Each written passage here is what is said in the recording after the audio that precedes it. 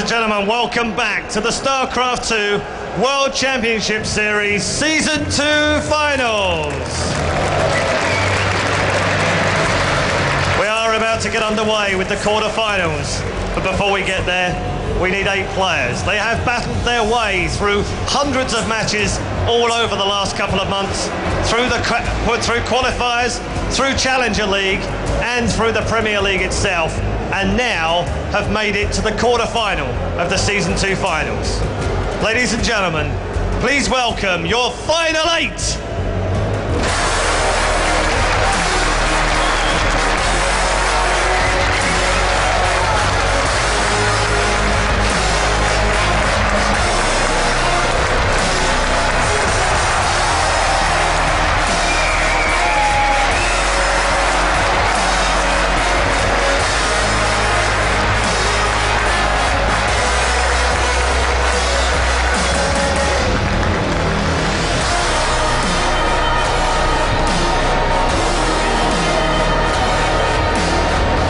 Ladies and gentlemen, the quarterfinals are about to start.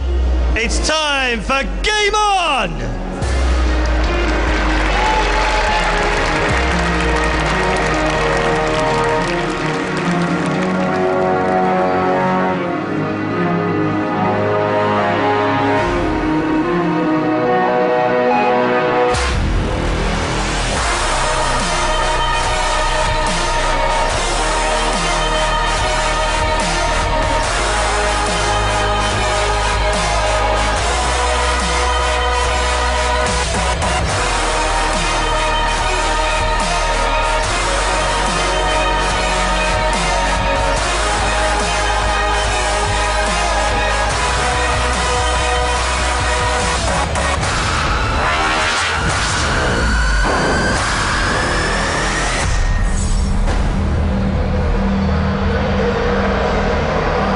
It's time for the quarterfinals of the Season 2 Finals. It's going to be amazing. I'm already hyped, Joba. I don't even know how I'm going to get over what we've just seen in those last 4 matches, but we now have 4 more amazing matches to come up.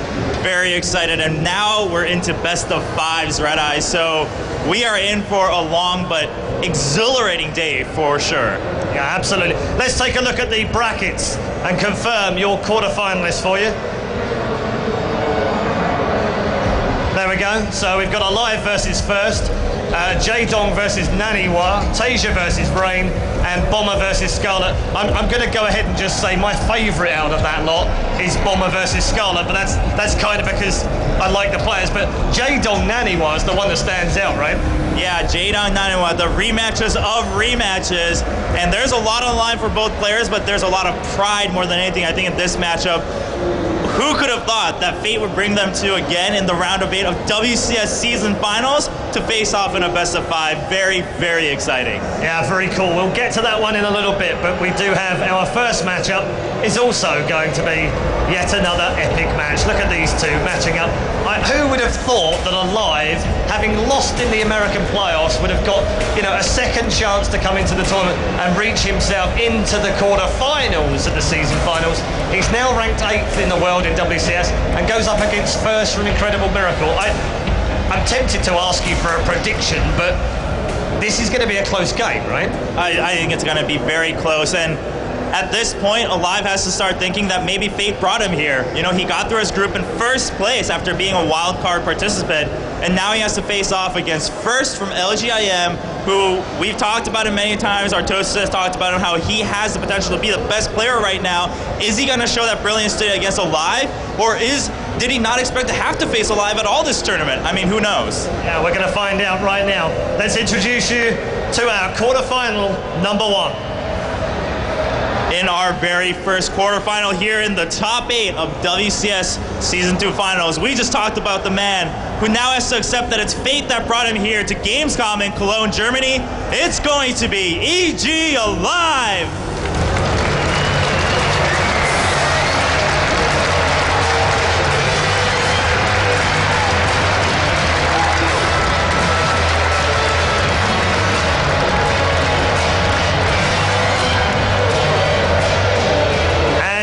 Head-to-head with a man who has the perfect name but only if you win tournaments. He is first!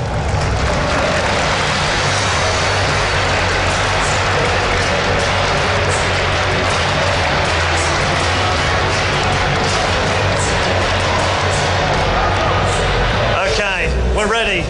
Game number 1 of the quarterfinals is about to begin.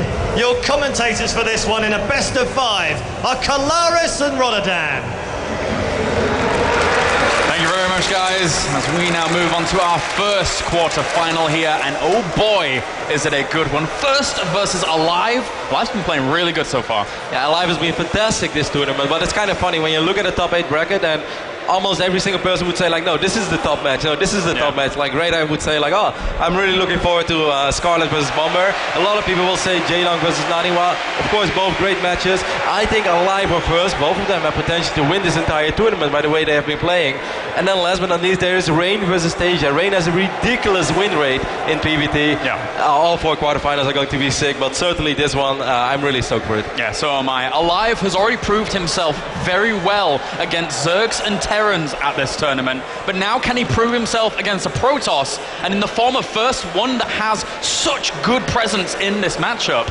I think it's going to be hard for aLive. First's very, very strong here. I think so too, certainly because aLive's TVP has been either really on or really off. Like he took a couple of big losses, even the last match that he lost, which normally it was the match that was going to determine whether he's going to be here or not. He lost it against Jim, and it was actually pretty convincing. Now, I don't think we have to look too much into that because Jim plays so different. Jim plays the Phoenix Colossus style, and maybe first is going to bust it out once, but I highly doubt it. I have never seen him do it, and it's not something you suddenly like, I'm in the quarterfinal of the biggest tournament of the year so far. Let's try this thing that Jim did. You know, you're not going to go with that logic. So I don't think we have to look too much into that result. But you know, for instance, aLive has also lost against Hero once. He's also lost against Sage once. So you know, it's not like he's destroying Protoss players left and right. Yeah, and now we have our map veto here, but I think you're right. And one thing that really stands out for me for first in his PvTs is he's able to get away with much earlier expansions than almost anybody else. It is stupid, James. It is really stupid because that's not supposed to make any sense. He went up to 3 bases before the 6-minute mark. I am happy if my natural is down at the 6-minute mark. Like, that's just not fair, you know. Like, of course, the map system is going to be a little bit different this time as well, as we're playing a best of 5, not a best of 7 anymore. So I think both players are just having one single veto. Yep. At least that's what I think it is. And after this, we're just going to go into map order. So Neoplanet S for aLive and Star Station for first. It seems like not a lot of people really wanting to play on Neoplanet S nowadays, and getting rid of that against firsts, it could go either way. It can be a difficult map for Protoss to play as well, so that being eliminated, not too bad. And then Star Station as well, going, not too much in that, I think. I certainly look forward to seeing these guys on Whirlwind. I think that map's going to have a lot of potential with these two. I really enjoyed first this game against Paul. There were several times that I really thought he was dead, but somehow, some way, he had 3-3 upgrades before Paul had like 2-2. It's like, first, how are you doing this? You're taking all these bases, you're getting all these upgrades. His style is really just entertaining to watch, but it's also something that you look at and you're like, I know I should not try this at ladder because it's just not going to work. You know? It's as if right now in the current meta game, first just gets things in the earlier stages of this matchup that not a lot of many people really do. He has this acute sense of what to do at the very right time early on, and it's really, really fascinating to watch. You're right. But meanwhile, we have aLive here who has had that shaky result against Protoss, but again, I didn't expect him to come into this tournament as strongly as he has done, so who knows what he has up his sleeve. And you know these Cinderella stories of players that are not supposed to go to a tournament but then somehow do go and end up winning it. I mean, it all started in 1992 with some football Denmark, little history, all the Danish fans are still happy with that. They were not supposed to go to the tournament, but they won. And the same thing can happen to aLive right now. For all the people who don't know what we're talking about, he lost the final match against Jim 3-1, but Jim from China was not able to secure his visa in time, so he got replaced by aLive. And aLive got placed in a very tough group, in a group with Scarlet, and C was able to defeat him 3-0. It also had the WCS champion from Korea, Maru, as we just saw, being eliminated. So a lot of people were like, aLive, you know, it's nice that you come here, that's free money for you, but at the end of the day, I don't think you're going to make it out of that group. And he made it out convincingly, 2-0 and 2-0. He did, and I was told as well that when he was told that he was coming into this tournament, he was on like holiday, he was on vacation, so he had to be dragged out of vacation to just come and perform. He's like, okay, I guess I'll give him my best. And then he turns up and just smashes his group here. So aLive, I wouldn't be surprised if we see him pull a lot of punches here against first, despite it not being his strongest matchup. aLive is very consistent. Like people say that Innovation was the only player to make it back to the season finals, but aLive made it to the season finals as well last season. Oh yeah. So aLive is actually the only one who went to the season 1 finals. He did get eliminated in the group stages back then, so this time he's already doing better. But now he's actually making it to the quarter as well. So looking at just the WCS Global season finals, aLive, you can say, is the most consistent player so far. Seemingly. I mean, he's done very, very well for himself here. Our map pool is indeed Newkirk, Precinct, Bel'Shir, Vestige, Whirlwind, Akilon, Wastes, and Derelict, Vulture. Imagine a game 5 on Derelict. That would certainly be intriguing. We've seen a lot of PVTs on that map as of late, where you get these crazy storm timings, trying to lock down the position between the second and third, and it gets really hard for a Terran player to fully deal with.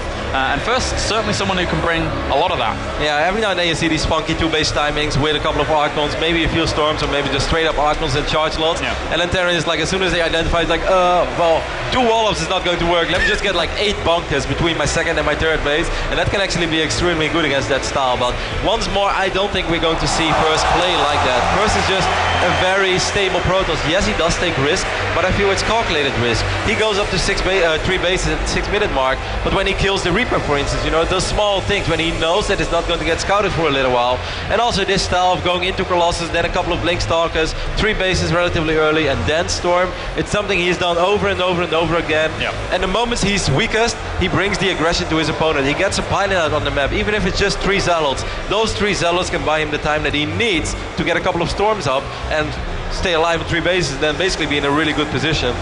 It's going to be really fun, I think.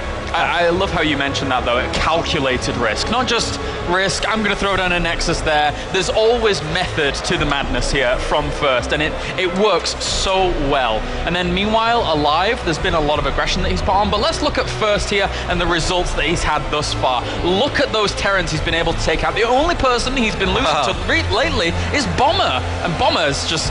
he's pretty good.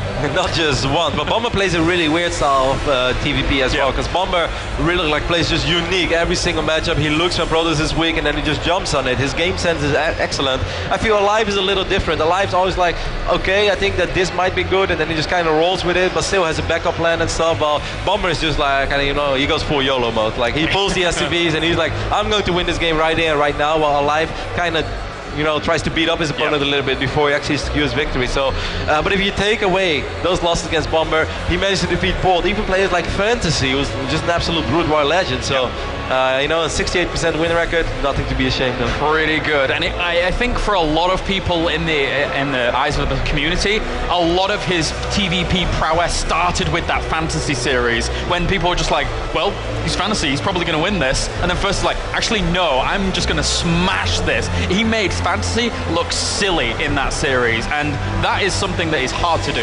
Yeah, it's cool as well, because even in Wings of Liberty, there was a style there was a little bit of a time where First was like, hey, this is my style, and I'm going to be aggressive, I'm going to harass non-stop, and he was doing such a fantastic job back then, winning in Poland. It seems like First is performing really well, by the way, at tournaments that are organized by ESL, so that might be something as well, as he won in Poland, and he was the runner-up at CBIT earlier this year, where he did lose to Yoda in the grand finals, but that was the very, very first Heart of the Swarm tournament. You know, Protoss wasn't that comfortable yet in dealing with Medevacs, with you know, Ignite Afterburners. It's just like, how are we ever going to defend against drops? This is not fair. Yeah, man. But I mean, times have changed, and Protoss players have gotten much, much better at dealing with those drops, dealing with those quicker Medevacs. This is a really big series for First, and slowly but steady, he's really becoming one of those Protoss that we just, you know, we see him back all the time at top 4s and international events. And as you said, it's as if ESL is his second employer. We keep giving him money, man, and he keeps coming back for more. He likes it. It's funny how that works, right? Like, we used to have Puma at ESL who just kept winning at ESLs. Puma was like, all right, thanks for making me rich. And then you have certain players who perform really well. Jadon keeps doing really good at DreamHack. Unfortunately, he hasn't won one yet, but, you know, semifinals, finals, nothing to be ashamed of either. As you can just see there, guys, that was aLive, as he is just taking a small break here before we get into this. First is in the game. Newkirk Precinct, as we said before, is our first map. But it's going to be interesting here, because in a best of 5, there's a lot more that can actually happen in best of 3, obviously. I mean, there's a few more maps, but the thing is that that first map really sets the pace. You feel out your opponent a little bit, see what they're up to, but aLive has had the opportunity to kind of see a lot of firsts, what he does in this matchup. So I'm really curious to see, more so than what First does, what aLive brings to the table. I totally agree. Like, is aLive going to do something crazy like command center first, one direction, not a command center, you know, the absolute greediest way possible that a Terran can play? Or is aLive more going to be like, all right, I'm going to go one gate, fast expand, and then I'm going to get gas ASAP, I'm going to get my first medevacs out, because I know you're going to be greedy, I know you're going to be spread out, because I know you're going to have to defend 3 places at once. Yeah. So I want to go ASAP, but the risk in that is that if you don't deal a lot of damage, it's 2-base Terran, or even if there's a 3rd command center, but it's very late, you're fighting an uphill battle. We saw that with Paul. No matter how well you drop, no matter how well you do in the fights, eventually Protoss has so much production, they can throw away zealots left and right. So I think it would be quite cool if aLive, like the first game, would play super greedy, you know, double command, triple command center really early on, and you know, that's something that's kind of hard to scout as well for First, certainly because his observers are not that quick. Yeah, and I won't be surprised if we see First play greedy as well. I mean, we've already mentioned it, he finds timings for that 3rd Nexus that you wouldn't even think were fathomable, but he somehow makes it work with little pokes, and as you said, that calculated risk before. So it looks like aLive has actually joined the game as well, although he's not Zerg, so we're just waiting once again for him to join in here. Just like a wild speculation, I think the best timing that aLive could possibly hit, like Newkirk is quite a macro map as well, you know, some 2 bases are possible, but you know, it's not the best map for it. I think it would be really cool if aLive would just go super quick, 3rd command center, macros up straight away to 170, 180 supply, makes enough Vikings that he can almost one-shot Colossus, and even if he like hits a moment where maybe 2 or 3 High Templars are ready, he can kind of eat those storms, because as long as those Colossus die, his bio units can clean up the rest. I think if he would hit some sort of a timing, I think that would be good, and perhaps that's when First is weakest, when he's kind of still relying on those Colossus to stay alive, and aLive in general is a player who doesn't mess around when it comes to Viking production. I remember one moment against Jim, he had like 24 Vikings, I was like, wow. Oh, does he, in that kind of timing specific point there, does he do kind of Tasia style, adding on the 2nd starport a little bit quicker? Yeah, exactly. Like, I think that might theoretically be very good, but it is so hard, and maybe if First identifies that, he's going to get much quicker storm, and instead of 3 storms, you have to walk into 6 or 7 storms, and you know, then if you don't have any ghosts and you rely on the timing without ghosts, then it's going to be really hard. But you know, it's just speculating while we're killing a little bit of time before the players are ready. Yeah, we're just waiting for them to get in here as we're aLive. Again, I'm not surprised that they're taking a little bit of time about this, especially aLive more so than anything. It's a match that he has to think a lot about. You lose here, you are out of the tournament completely. And First is an absolute menace in this matchup. We've said it time and time again. He is just super, super strong here. So, still very interested in what aLive's going to do. You know, I must say, completely off topic as well, I really like aLive's jacket. Oh yeah, man. Those new EG jackets are pretty damn sexy. They look really familiar. Yeah, I think the other team uses them as well, but they look both really cool. They do look really familiar. But and it's so practical as well, because you know, if the sponsorship ends, you can just like put off the badge and put on a new badge. Yeah, so cool. I'll just take this one off and then get another one. You know, when I was very young, when you went to go to elementary school, you had like these kind of jackets as well, and then you get a badge and you felt like a badass in the playground. Yeah, that's pretty cool, man. It's like, well, I got like 8 badges on my jacket, and then you see the pictures later on. It's like, Mom, why did you let me go outside like that? Oh dear, our parents always doing what's best for us when we're young. But anyway, I used to have massive turtle glasses. Did you? Yeah, my friends are still teasing me about it 20 years later. I try to like erase all the pictures, but you know, my mom keeps them very well protected. All right, so we can throw it over to Shobra and see what he has to say. Thank you, Caleris. This is Chobra here in the audience of Gamescom WCS Season 2 Finals. Once again, I was sitting here yesterday and the energy was crazy, but today it's even better because now we're going to kick it off with the quarterfinals, and I'm going to get a chance to talk to a special fan because he gets to talk to me, and we're going to see what we have to say about WCS. So first of all, nice meeting you. What's your name? Daniel. My name is Daniel. Danielle. So where are you from? I'm from Aachen. And then you said that's not too far away from Cologne. Yes. So, and you know, we talked a little bit before the interview, and you said this is the first time you're actually watching WCS live. This is going to be your first matches here today. How excited are you? Like, isn't the stage really great? It's awesome. And did you see the player introduction? Them walking down all together. What did you feel? Like, did the players look really epic or what? It was really epic. I agree. I mean, the music and everything, the players were very excited. And now, you know, you were telling me you play a lot of StarCraft. This is going to be your first time really getting to watch the games. How excited are you sitting next to the fans? I mean, I heard you guys cheering for your players. Do you feel like you can really get into the whole game? Yes, I think so. All right, well, thanks again for your time. Thank you so much. It was nice talking to you. I hope you enjoy the match, because right now we're going to see aLive go against First, and that is a match we've all so excited about. And now I'm going to throw it back to Rotterdam and Caleres to go right into the game. All right, thank you very much, Shobra. As we gear up for our first best of 5 here in the quarterfinals. It's going to be a good one. aLive, once again, needs to step up to the position here. He's already proved himself against Terrence. He's proved himself against Zergs. And now he has to prove himself against one of the most fierce Protoss versus Terran players in the world. It's going to be a really fun series. The first map is going to be played on Newkirk, Precinct. James, if you had to make a prediction, I don't do this with Artosis, but this is kind of safe. I can do it with you. I think First might do well here. It's going to be difficult for aLive, and we shall see now as we get into this first game. How about you? What are you going for? I'm gonna go with First as well, but I think it's going to be a really fun series, and maybe aLive surprises us once more. It's almost impossible to call, just like any of these 4 quarterfinals. And there were days where a full day of IEM broadcast was 4 best of 5s, and that was a long day. We already had a lot of great StarCraft today. We got 4 more best of 5s coming up, and this is the first one. Oh, I'm so excited, man. Spawning down to the bottom right-hand corner here as our Red Terran, playing fantastically throughout the group stage, representing EG and Korea. Give it up for aLive!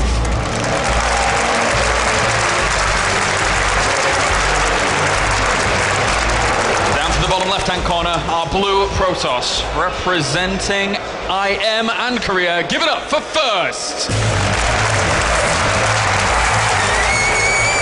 Newkirk is a pretty good Stargate map as well. If there was one map where he wanted to open up Phoenixes, like I do think he did once at least in this tournament before, it might be this one. It's pretty safe to at least go to 2 bases and then run around with your Phoenixes. There are moments where he also goes up to like 3 bases at 8-minute mark while opening Stargate. Yeah, he did it against Pold on Whirlwind, and I was just looking like that really makes no sense. When you go Stargate, you should be happy if you're able to survive on 2 bases. You're not just supposed to take 3 bases, but First is an excellent game sense, kind of like what we saw from Bomber reversed in this matchup. I feel that First has that game sense, being the Protoss. Yeah, and I really like that if he were to go for Stargate, for example, I really like the control it kind of gives you, just in terms of course, it's not as much control at the very, very front, but if you can actually make that work, if you can dive in there and keep your opponent on the back foot, deny any drops that would want to come along, it's a really cool playstyle to see, especially from such a talented player. In the old days in Wings of Liberty, we quite often used to open up 1-gate Stargate and Phoenixes, and then you went into expand. That totally fell out of fashion because the 1-gate or 1-Rex fast expand was just like way, way better. It's like, okay, you can kill a few SCVs, but soon you're going to die because you had no photon overcharge and stuff. These days, I actually think that style is a little bit better. You can get away with so much more. And a ball mode is better because often you see Terran players get a really, really quick factory. I'm not sure if aLive is going to do that this time, because it could just be gas for a Reaper as well, because I believe he pulled a few SCVs no, actually he's still mining with 3. Yeah. You think it's going to be a quick reactor, or it's going to be straight factory? I wouldn't mind seeing a reactor from aLive, just keep him a little bit more defensively minded, but if he goes for the factory, it opens up a lot of options, right? It does, but it's a reactor for now, so he's not like that ambitious to get a factory out ASAP. The SCV is going to perhaps try to do drop an engineering bay. We saw that a few times this tournament. Yeah, good scout there from aLive as well, just sticking around, and First was trying to juke him out a little bit there, keeping the probe at the back, maybe making it look like he wasn't going to go for that expansion, but aLive's having none of that. Blocking to begin with, and having to chrono boost out this Stalker to just fully deny that. This is quite nice. Now the command center, despite opening up with a refinery, is going down before the Nexus. That's of course not supposed to be the case normally. This Reaper is going to be able to pick up this probe as well. Let's see how many Rexes aLive is going to throw down. When you open up with a reactor, you might be able to get away with a little bit more. You don't really need 3 Rexes, and he's going to go 1 Rex expand into factory. aLive playing with fire here a little bit, but yeah, seemingly so. But again, if he can get away with it, there is a lot of options that will open up to him. So First, meanwhile, he's just reacting with his own Nexus. He did not see the command center, which is interesting, but aLive First can pretty much infer that that's going on after only seeing the 1 barracks in base, etc.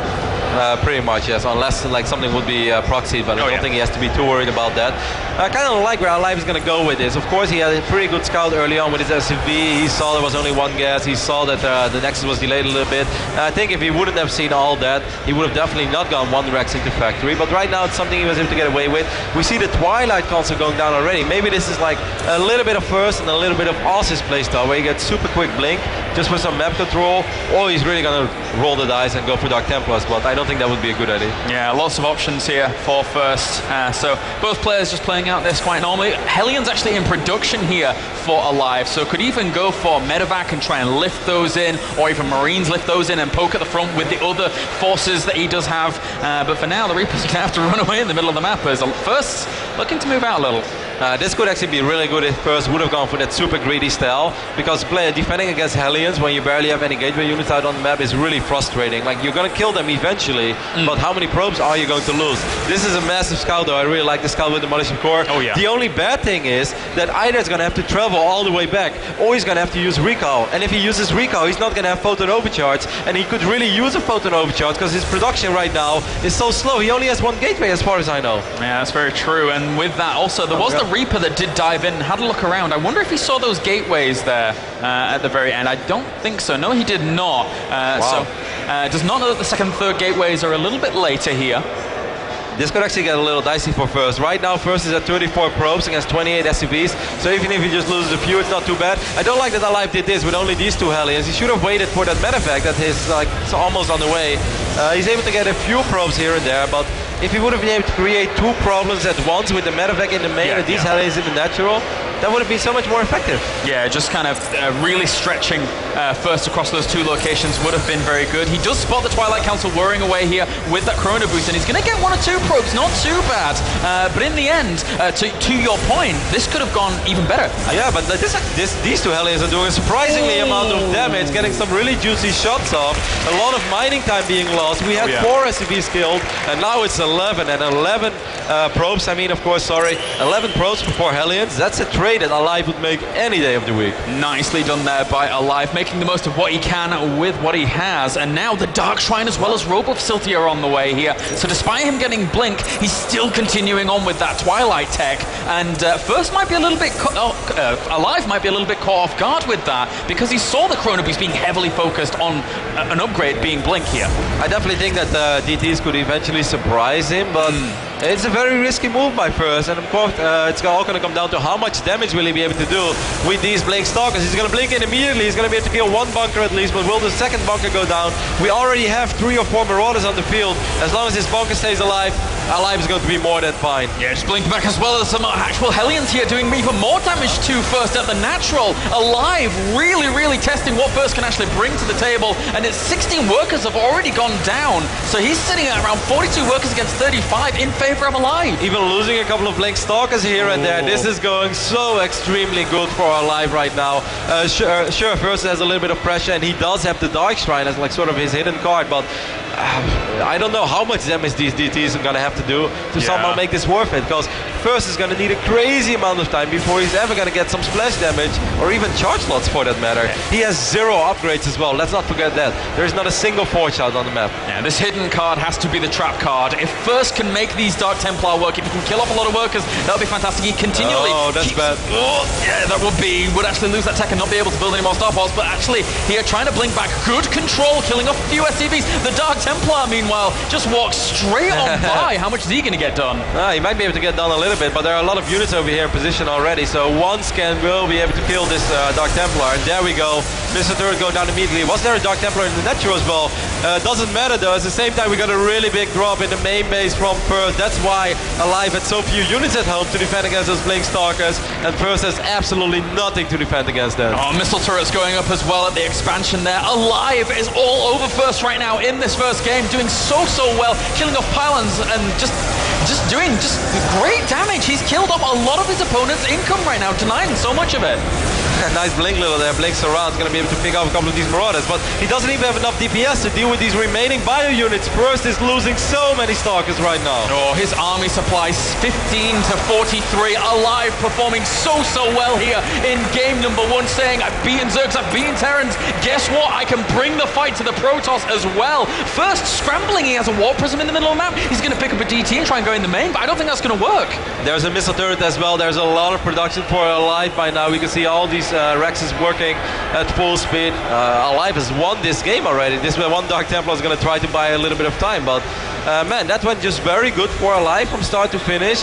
I was a little bit surprised by sending those first 2 initial Hellions that early, but he made it work, killed a couple of probes, and then he saw that the Stalkers were out of position, and when he dropped those additional Hellions in the main, you know, 2 Hellions are normally not supposed to kill 7 additional probes, but they did. This is very impressive. He's killed 36 workers, and he's going to kill even more here as aLive as he just continues to pound. There you go, GG for game at number 1. aLive makes us eat our words, Rotterdam. Well, the most shocking thing about this game is that if you would have just seen the replays and you would have seen the players' names on the screen, this did not nowhere near look like the same player we saw in the previous games. Like, First played a very weird PvP style. This is not something he normally does. I'm not sure what idea he had with it. Was it a reaction, or maybe he just wanted to put on some pressure with Blink Stalkers, but behind that play a macro game, but after he lost so many probes he felt he couldn't? I don't know, but that's not the first that we've seen before. But once more, match so solid from start to finish, and even that final drop that really secured his victory, he had to deal with those Blink Stalkers at his front door. He's like, I'm not worried, I got a few Stim Marauders, I have a medevac, I can always pull SCVs if I have to. I know if these 2 medevacs arrive in his main base, I'm gonna straight up win the game, and that's what he did. And for the whole time here, during this tournament, aLive has looked to me like a different aLive. Not only his first looked different in that game, but aLive has looked different here in the whole tournament as well. He's against Scala, I was not expecting him to perform as strongly as he did. And now in this first game, he looks so formidable, really on top of his opponents. It's really impressive to watch. He really did. I can't wait to see how game number 2 is going to play out. That's going to be on Bel'Shir. I think we're going to see first fall back to what he knows best. Try to get us some map control early on and see. I guess perhaps what he's worried about is that it's so hard to predict aLive. aLive is not a player, almost in any matchup, that opens the same way 2, 3, 4 times on the road. He just does not do it, even when the differences are very minor. Maybe it's a reactor into fast expand, or it's straight fast expand, maybe it's 3 early command centers. Sometimes he goes quick factory just for a couple of Winter Mines, sometimes it's for a few Marines in a Winter Mine, sometimes it's Hellions. Perhaps that's what First is scared about. That's why First doesn't want to play the way he normally does, because aLive is so unpredictable. But Bel'Shir Vestige is definitely a map where he should feel very secure. And I think a lot of people go back to this map as their comfort zone, and that's what we'll see here probably from First. As long as he's able to gather his pace into that mid-game and just place his pylons where he wants to, go for those Zealot run bites, like you mentioned at the start of this series. This is all things that will lend itself greatly to First if he can find it, but right now aLive's not letting him. He's just saying, I am in your face from the very word go. And you're going to have to deal with that. aLive looked really sharp on Newkirk, but once more, Bel'Shir is such a different map. In general, a map that people are more comfortable on as well. Of course, that goes for aLive too. But aLive's probably going to switch it up. He's not once more going to open up with those 4 Hellions. It worked amazing this time, but if he wouldn't have killed the amount of pros that he did, he would have put himself in a pretty bad position. aLive's strength is that you just cannot predict how he is going to open, and I cannot wait to see what he's going to do on Bel'Shir. Likewise, I'm very excited as well. So let's jump into game number 2 as the map has loaded for aLive and First. aLive currently taking that 1-0 lead, shocking a few people in terms of what First can do, but now spawning up to the top left, we have the man himself as Red, representing EG and Korea. Give it up for aLive.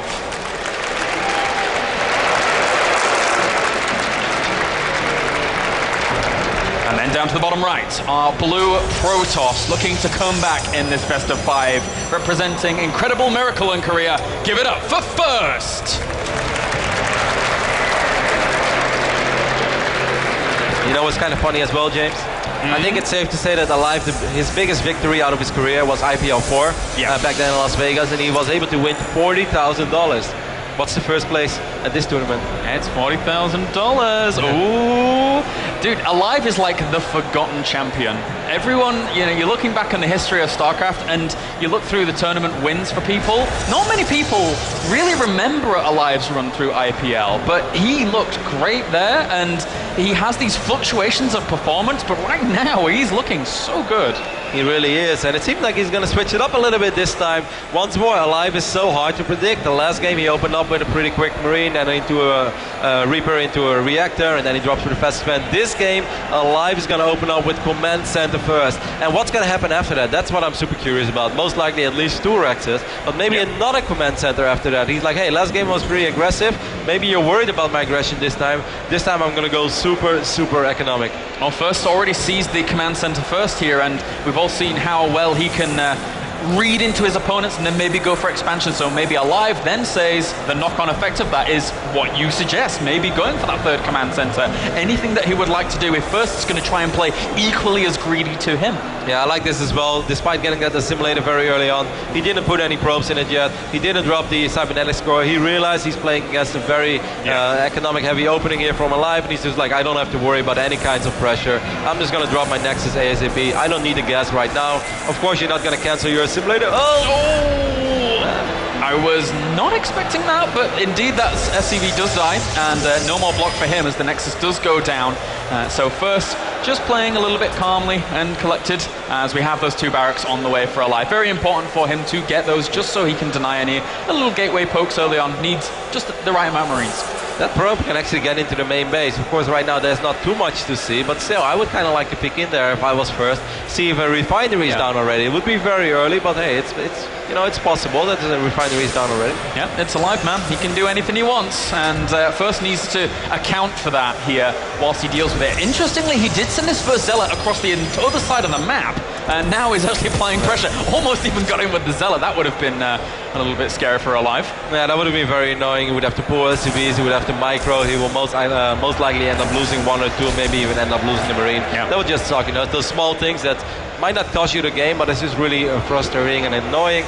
This time, however, he doesn't have to worry about it. What he does have to worry about is that he didn't lose one of those SCVs in the natural, but that's not going to happen either. aLive wait until he has 3 Marines, and that's the moment where you can have a little micro challenge with yourself.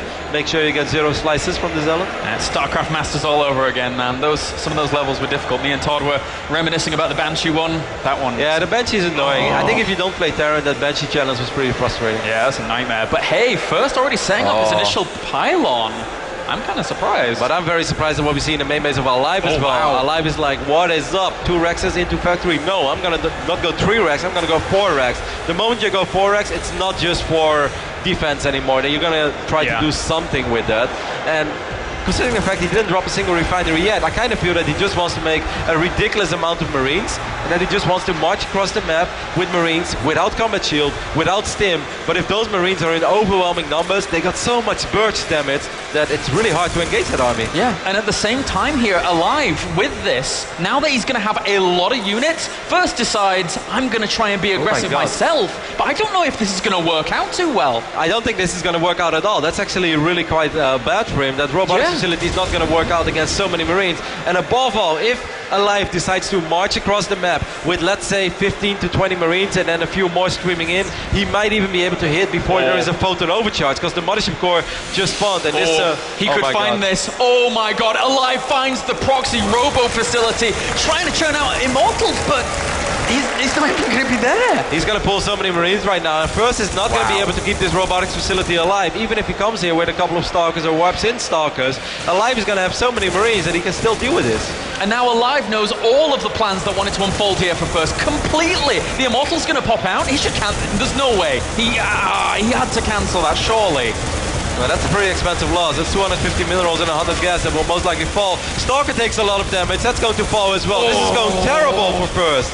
This is absolutely brutal here, losing those units and having all of this discovered. It's not only a huge hindrance to any assault, but... he's going to lose that Stalker as well. Okay, that really sucks. He will be able to get a time warp off. He might be able to micro here for a little while. If he wipes in 3 more Stalkers, he should be able to clean up this Marine force. But how many Marines do we have on the map? We have 19 Marines, so even if he loses these Marines, he still have plenty of Marines at home. And aLive behind all of this, prepared a ton of bunkers for the assault as well. He's going to lose his mothership core. He needs to keep that alive. He just barely gets out of range of those Marines. But the ones on the... Oh, he does get it. aLive playing really well once again.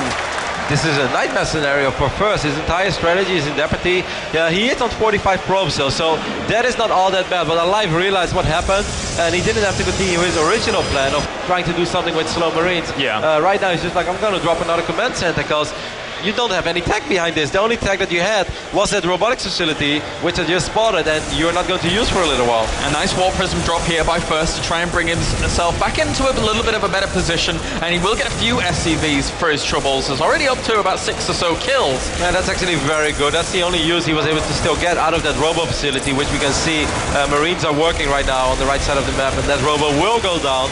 And behind this we have a Twilight also going down in the main base, by the way. Warp Prism has to be careful, but Stim is not ready yet. Well, don't fly over Marines. No, no, no. Wants to get out of there and does. So that can fight to live to fight another day. Whilst First adds on a few extra gateways. In fact, that's a lot of gateways. We are looking at... Oh, okay, not actually too many gateways. Up to 7. I think that's quite... Okay, that's quite a few.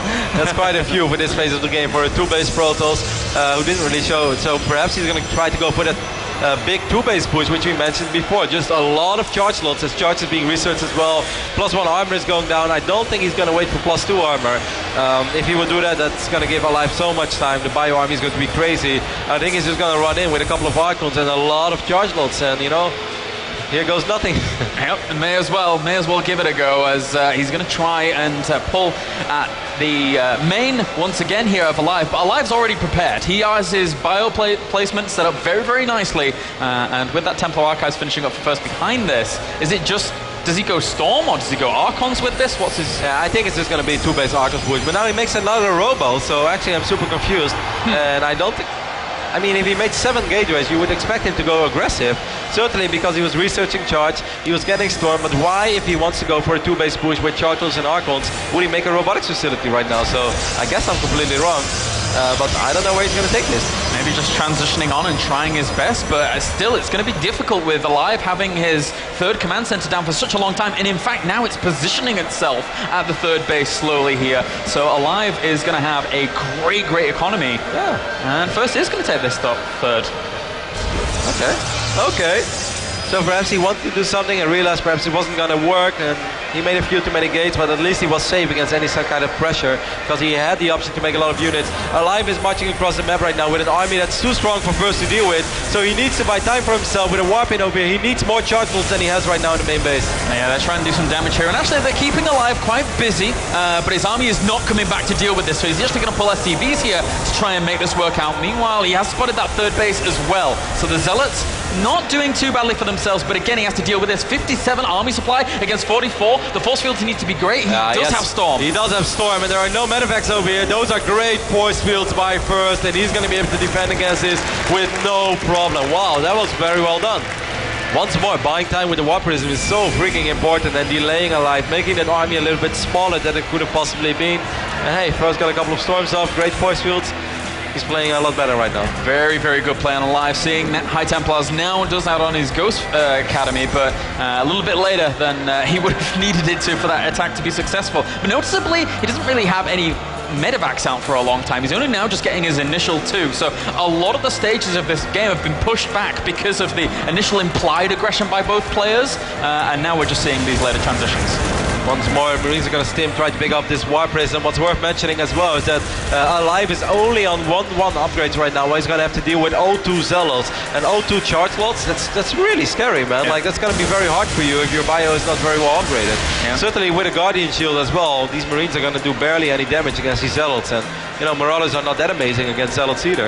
Definitely. It just tanks up so much damage here. And aLive now looking to try and position himself and continue this aggressive stance just so that back home he can do what he wants. It's a good move by him.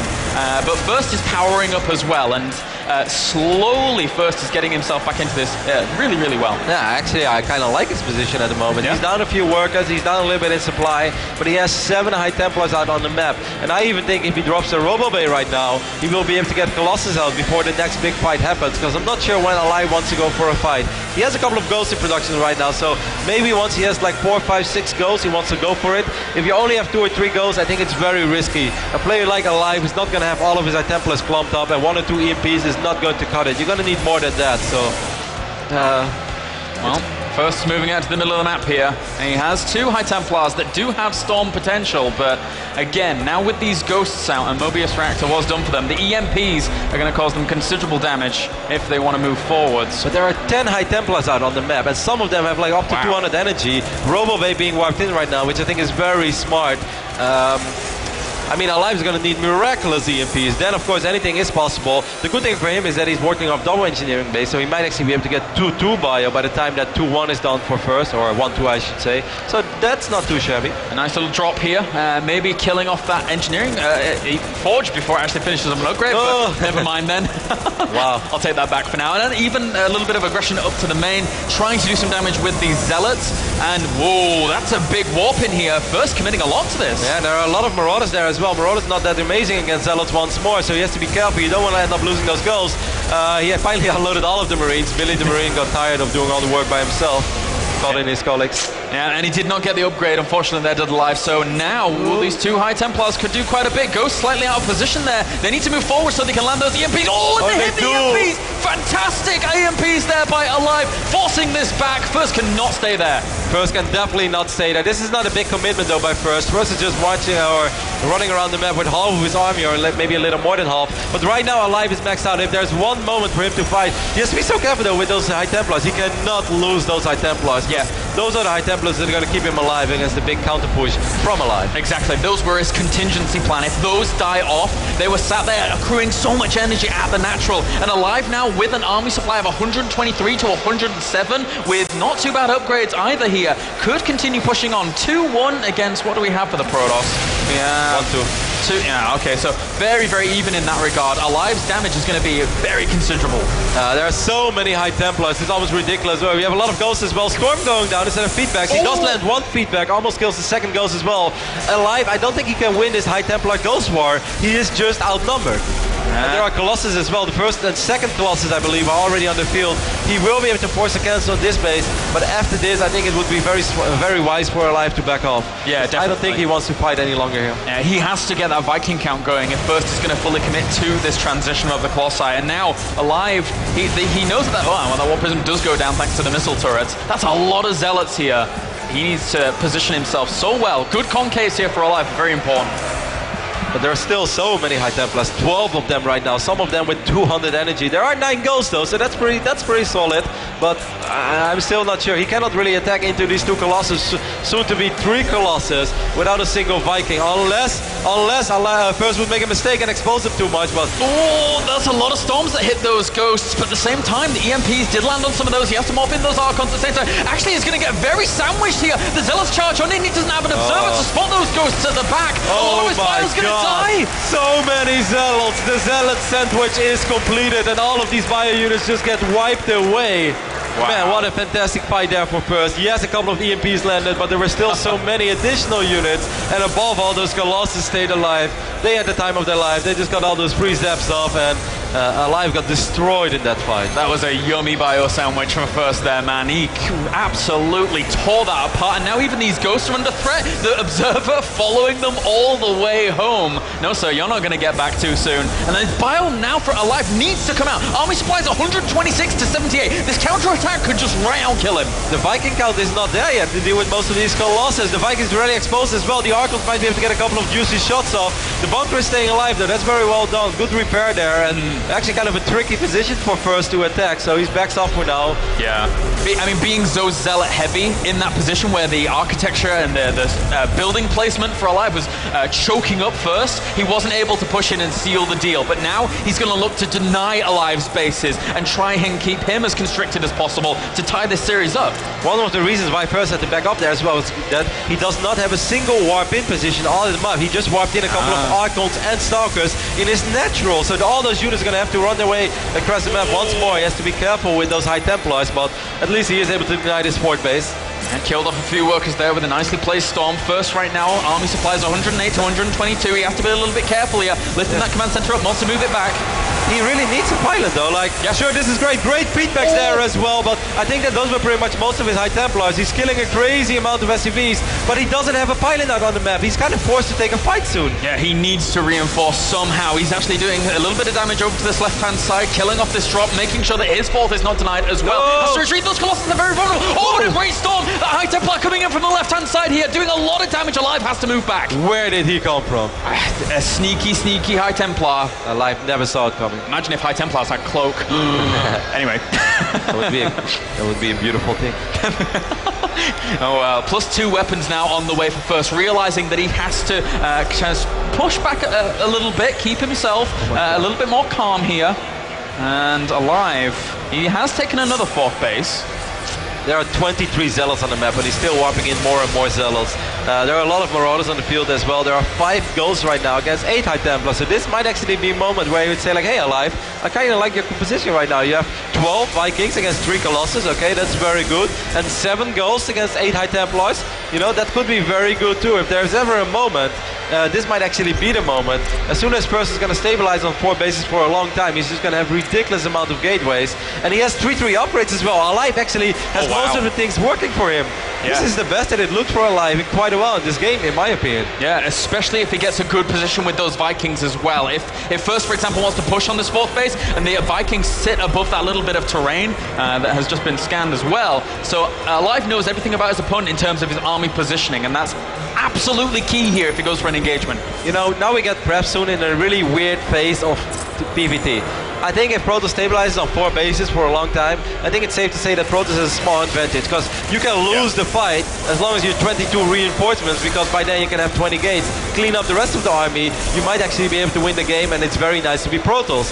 But if the game goes on and on and on, and both players get richer and richer, it might get to the point where aLive is like, hey, I don't need any more than 15 to 20 SCVs right now, and I can get 180 army supply, and then I like Terran again more, because, but we're not there yet. Like, aLive is going to need a good 10-12 minutes to get to that phase of the game, and then also he only has 1 shot to actually win the game. Yeah, exactly. As first now he puts on some pressure. Good time warps does slow it down a lot of that army. So many ghosts there. The Storm's trying to go down to kill those off, but 1 or 2 do die off to some snipes, and he's going to fall back for now. He can't break that position just yet. First is on 2-3 upgrades, he's harassing quite a bit. There are still 61 SCVs remaining though. God, I have no idea where those 61 SCVs are. It really doesn't feel like there's 61 SCVs on the map. No, not at all. And even his income kind of reflects that here, so... oh, all those High Templars, oh my god, aLive! Ooh, he has to be very, very careful. The dance begins, oh, and EMP hits a lot of that, as well as snipes there as well, pushes that back. Not too bad there by aLive. Not at all, but First is a very good Protoss player. He never keeps all the High Templars with his army. There are still 9 High Templars out on the map, trying to take out this planetary fortress, but he's not getting there. I'm really starting to like what this game is shaping up to be.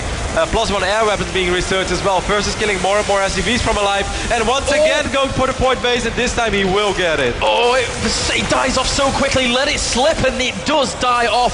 Very, very nice play here by First. aLive has to keep note of everything that's going on. Wait a minute, what's going on over there? There's a command center next to a Nexus. I'm not quite sure what's happening over there, but that's happening, yeah. Every now and then you get lost, you know. Yeah, just kind of fly in the wrong direction. Which south did you say? This way? I don't know, I'm not sure. A couple of Dark Templars being warped in as well. This is very annoying. Right now there are no missile turrets. This is the most frustrating phase in the game for a Terran player, where it's just like, oh god, I really don't want to deal with this. Yeah. I'm going to take a fight. He might be able to get a fantastic fight. There are 8 High Templars, there are 3 Colossus. There is double Robo though, but I think aLive's army right now is stronger. Yeah, those ghosts, 16 ghosts in this, and he kills off the Nexus here, denying another base, but still, First piling on the pressure back at home. Zealots and DTs are gonna, almost kill off another. This is your moment, aLive. If you're gonna want to win this game, you're gonna have to do it right now. You're gonna have to crush his army. If he falls back, then in my opinion, First is gonna have a massive advantage in the long run. There was a few volleys from the Vikings there, as well as some good EMPs, but the Dark Templars and Zealots, they're drawing aLive back. First is buying himself time here to continue on that production, getting even more Colossi out.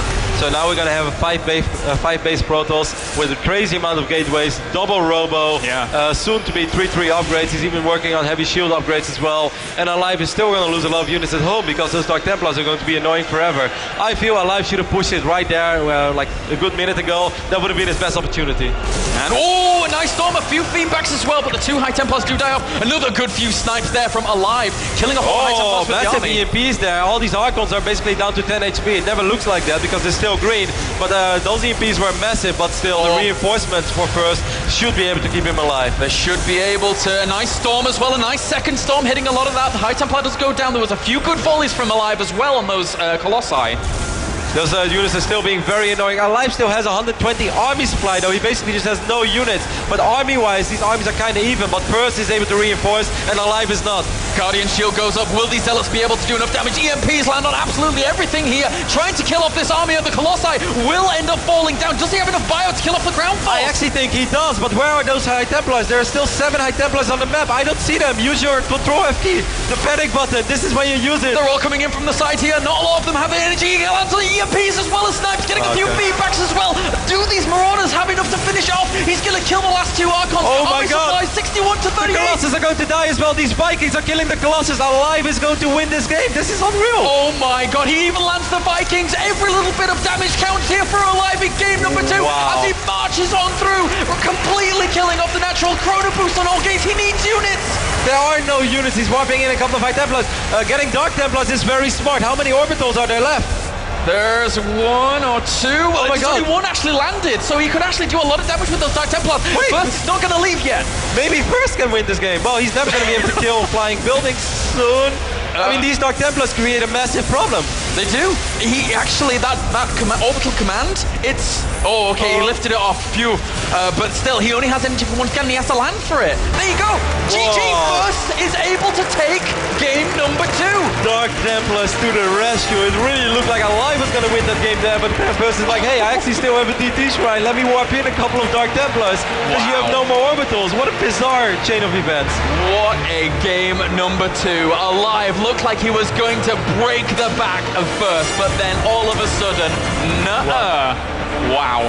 And he warped in a couple of High Templars at the very end, and one of those High Templars got enough energy to get a storm up, and that one storm landed pretty big on those bio units apparently. With those Dark Templars chasing those units as well. Even though he had very little income, he still had a little bit of income. This one base on the left side of the map kept First alive. Yeah, what a game number 2. Fantastic play here by both of these players. Oh, so exciting to cast these games, man. You get games like that, it's just... On one moment in the end there, when it was like army supply, it was like 60 against 15. First almost had no more units, but Dark Templars are pretty good when there's only 1 orbital on the map. Very, very nice. All right, game number 3 is going to be on the map that we anticipated a good game. Whirlwind, liking that. Wow, after we just got that warm-up on Bel'Shir, if Bel'Shir is going to give us a game like that, I cannot wait to see what Whirlwind has in store for us. Too true, man. This is going to be good. aLive and First getting ready to go into game number 3. Again, remember, guys, a best of 5, so it doesn't end after this game. We are guaranteed at least another game after this. And I wouldn't have it any other way. I wanted to go all 5 maps. I want to go all 5 as well. It's kind of funny. Like the first game was like, okay, that was a kind of cool PvP, but you know, like, oh, you see so many of those. And then the second game is once more. We already had so many of those games in this tournament, but when you watch it, you just smile because you just like, what the hell is actually happening? Who is winning? It's so back and forth. And First was very far ahead. Well, first he was behind, then he was ahead, and then it's like, oh my god, aLive's gonna do this, and then it's like, Dark Templars. Great game, really great game. So much fun. And now loading up into map number 3 here for Whirlwind to see who can take the 2-1 lead as we have these guys good to go into the map. I hope you guys are enjoying at home as well as in the crowd. These games have been pretty darn awesome. Can't wait to get on with more of them. And this is just the first quarterfinal, guys. We got 3 more of them, and they're all so sick. We got another TVP later this afternoon between Rain and Tasia. I think that's going to be absolutely insane. Tasia, perhaps the favorite for this tournament. If we have a favorite, perhaps it is Tasia because he's just playing absolutely phenomenal StarCraft. But then again, he's going up against a guy with perhaps the best PvT in the world. Yeah, scary stuff. These series can go either way, especially this one that we're currently in. Game number 3, as we have spawning down to the bottom left-hand corner, Red Terran, representing EG and Korea. Give it up for aLive!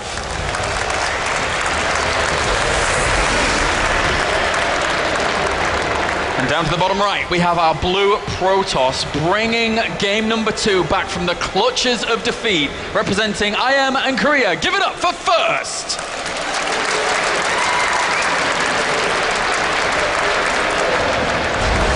And you know, that last game was so long and there was so much madness all around the map in the later stages of the game that you almost forgot how it all started. With that weird proxy robo, with that, you know, that kind of funky opening by aLive as well. You know, Command Center first, all right, that's kind of standard. 2 Rexes, sure. 2 more Rexes, no refinery yet. Like, you know, as silly as it sounds, I often die to that kind of stuff, and they just march across the map with like 25 slow Marines, and it's like, I'm trying to micro with my 2 Stalkers, but it's not enough. Oh, poor little Stalker bros. They're not going to be able to do too much against those Marines. And interestingly enough, we have Command Center First against First, who is scouting anti-clockwise, and I never see anyone scout anti-clockwise on this map. And not just that, First also dropping both simulators. I am feeling that this might be some sort of a proxy as well. When you scout that early, but he did make a second pylon already. Of course, he couldn't be sure of if he wants to proxy where he would proxy. And this might be a proxy Stargate build. Wouldn't be the first time we ever see that on Whirlwind.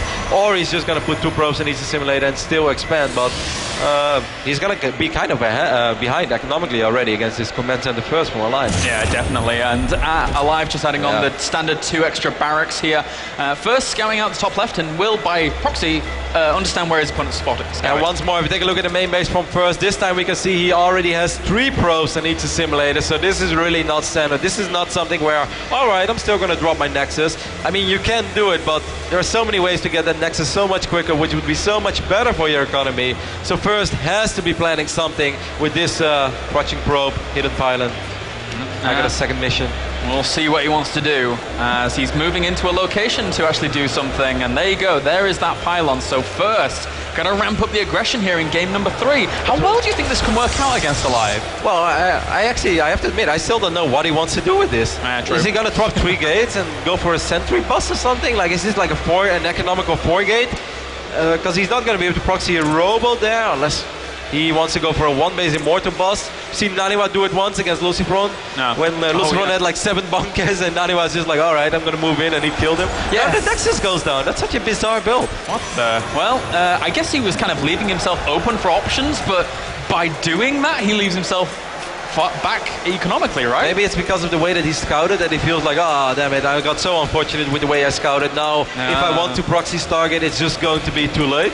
Maybe it's hard to, of course, always figure out what is exactly going through the mind of a pro player like First, but you know, it's a very weird opening. That Nexus was pretty damn late. Well, we have the Forge going down behind this. I won't be surprised if it follows up with a Robo as well, if he wants to play a very, very cool style that we've seen come out from First for quite a while. And I like this a lot by aLive. aLive has a second Rex, but he's going to drop that additional Command Center already. The Mothership Core did spot it, so that's very nice for First. First can basically drop another Nexus right now and knows that he's going to be safe for quite a while, and we know that he loves to do that.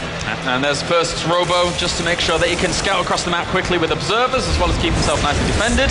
And the Mothership Core going to town.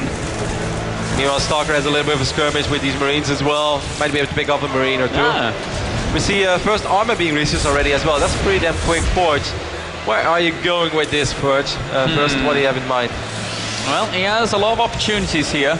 Could quite easily switch his tech up, but for now, with that Robo, again, getting the good scout off of what he needs to know is very, very important. I'm curious if he hasn't... Oh, he did see the 3rd Command Center. Yeah, he did see it with the Mothership Core, but I mean, he's going to have to do something. The work account shows us right now 32 probes against 31 SCVs. That is not standard, guys. Not even against the triple orbital opening, because that 3rd Command Center is not even helping out so far, producing SCVs.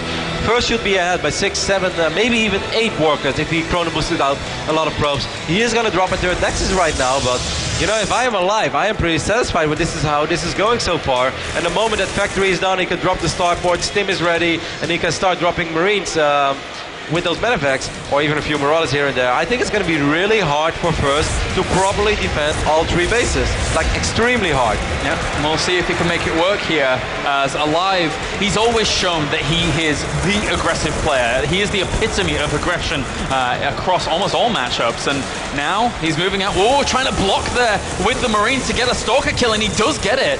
Good movement there by aLive. Definitely, nice little pick-off. The Stalker is not cheap, certainly not to be played away like First does, because he he delays production buildings for quite a while. Right now he's on 1 gateway, 1 robo, and just now adding on extra gates. So killing a Stalker, pretty big deal. And I like this a lot. First cannot deal with this little bio squad right now. Maybe by the time that all these units are across the map, but this could actually get a little dicey, as you like to say, James. Yeah, it certainly could do. The Robo Bay is extremely quick, right? Like, yeah, no, this is like the style that he loves to do. He gets some really quick Colossus out, then he gets Twilight Council with a couple of Blink Stalkers, but right now he barely has any units. Stim is not ready yet though, so maybe with Photon Overcharge he's able to keep that Nexus alive. aLive has to be careful as well. He doesn't want to throw away too many bio units, and he's not going to commit, but he did scare first, and that's already something. Yeah, and I mean, now that aLive, if he wants to move out into the middle of the map with his barracks production, there will be a Colossus there to actually greet him. So normally as a Protoss you would be very, very scared when you see that kind of bio push coming along, but with the 1 Colossus he should be a little bit okay, but he has spread himself out quite a lot. But this phase of the game is not the scary part for first. The real scary part begins in roughly 45, now let's say 60 seconds from this point on. Then we're going to have 2 medevacs out on the map. Maybe some bio units are going to run around the map and try to ambush the turret base while medevacs will be active in the main. Maybe that's that little hit spot, I don't know. But as soon as we're going to get 2 to 4 medevacs out on the map, that's when it gets really rough for first. And this pylon placed here to maybe go for an offensive warp in, but much to the point, it will be able to spot anything that flies across that location. It's worth losing a pylon rather than actually losing a load of probes in a mineral line or anything like that. First is up to 62 probes already. This is 10 minutes and 20 seconds into the game. That's this crazy macro for him. He's really not afraid. I kind of envy this playstyle because, you know, every now and then I go Nexus first and I feel like a badass, but I barely have as many probes as he does by now. So, well, I want to see how he survives. I want to see how he makes it through the next 45 seconds in this matchup. We'll see. I mean, again, if anybody can do it in this matchup, it's certainly him. Oh, the scan drops and sees a lot of what First is up to. In fact, I think almost everything he has been spotted here. So that was a perfect scan there by aLive. And as such, he can react accordingly. But does he still not know about the 3rd base? He does not technically know about it, but I think he pretty much can kind of guess. I mean, he knows first, and I think this is one of the main reasons why he went for the 3rd command center, because I think this is a pretty good answer against the way that First is playing. Take a look at army supply right now. It's 56 against 37, and this is also Colossus. Like, Colossus are amazing, but if they're out of position, if you lose one of them, it's almost game over. But First does have a lot of gateways right now. If he just survives for a little bit, he's able to warp in enough units, he is going to be fine, but this is a really scary phase in the game.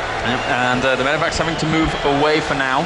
He First actually did a very good job of saving his pylon down to the south that was being assaulted, so he can keep that alive and as such deny aLive from actually being able to drop so easily down there. And look, he's just positioning himself everywhere, playing a very, very defensive style here as First, and I like that, you know, just transitioning on to the later stages. He looked okay in the previous game. I really like the way that he splits up his army. I would say most Protoss players are sometimes afraid to do this because you're afraid that 1 out of 2 armies gets caught out of position, but he of course does have Blink. That's why he's able to take some more risk with those Blink Stalkers. And so far, it's not that aLive doesn't want to drop, it's just that First is saying like, hey, I see this, and I'm prepared for a drop over there. And then aLive is like, I kind of don't want to throw away units for free. So First is doing this really good without even doing too much, but just running around the map. Exactly, 100% here. And aLive now with his position as well. He's macroing up very nicely. But look at this, by the way, what you have in the main base right now. There is double starport for aLive. He's producing 4 Vikings at a time. This is the timing that I kind of mentioned. Well, it's not really a timing because it's been a bizarre chain of events as well, even in this game. But getting a fight where aLive's getting 180, 190 supply, he is not going to rely on ghosts in his push. He's just going to try to snipe the Colossus and win with bio units by spreading out his bio forces really well, which he can do as soon as those Colossus are dead. I think that this might work. I mentioned this before. I think this would be great. I really love where aLive is going with this, and I cannot wait to see if it works or not. Yeah, the double starport production is so important here. It just makes that tech switch or tech addition super fast here for aLive. So if First doesn't know about this fully and fully comprehend exactly what can occur here, then it could be scary. But at the same time, aLive is setting up precautionary plans, setting up the position at the 4th base. There are High Templars on the map already, and even 5 of them, 6 being warped in right now. It's just sick. Like, First, where do you get like all this money from and all these units? It kind of feels like he's safe throughout the entire game, while he has crazy production and crazy macros. Just excellent game sense. And you know, even though if aLive would have tried to hit a timing where he would snipe all those Colossus and just eat storms, but be able to survive. Against 5 High Templars, it's kind of too much already. So aLive is not going to do that. He is going to deny his fort base.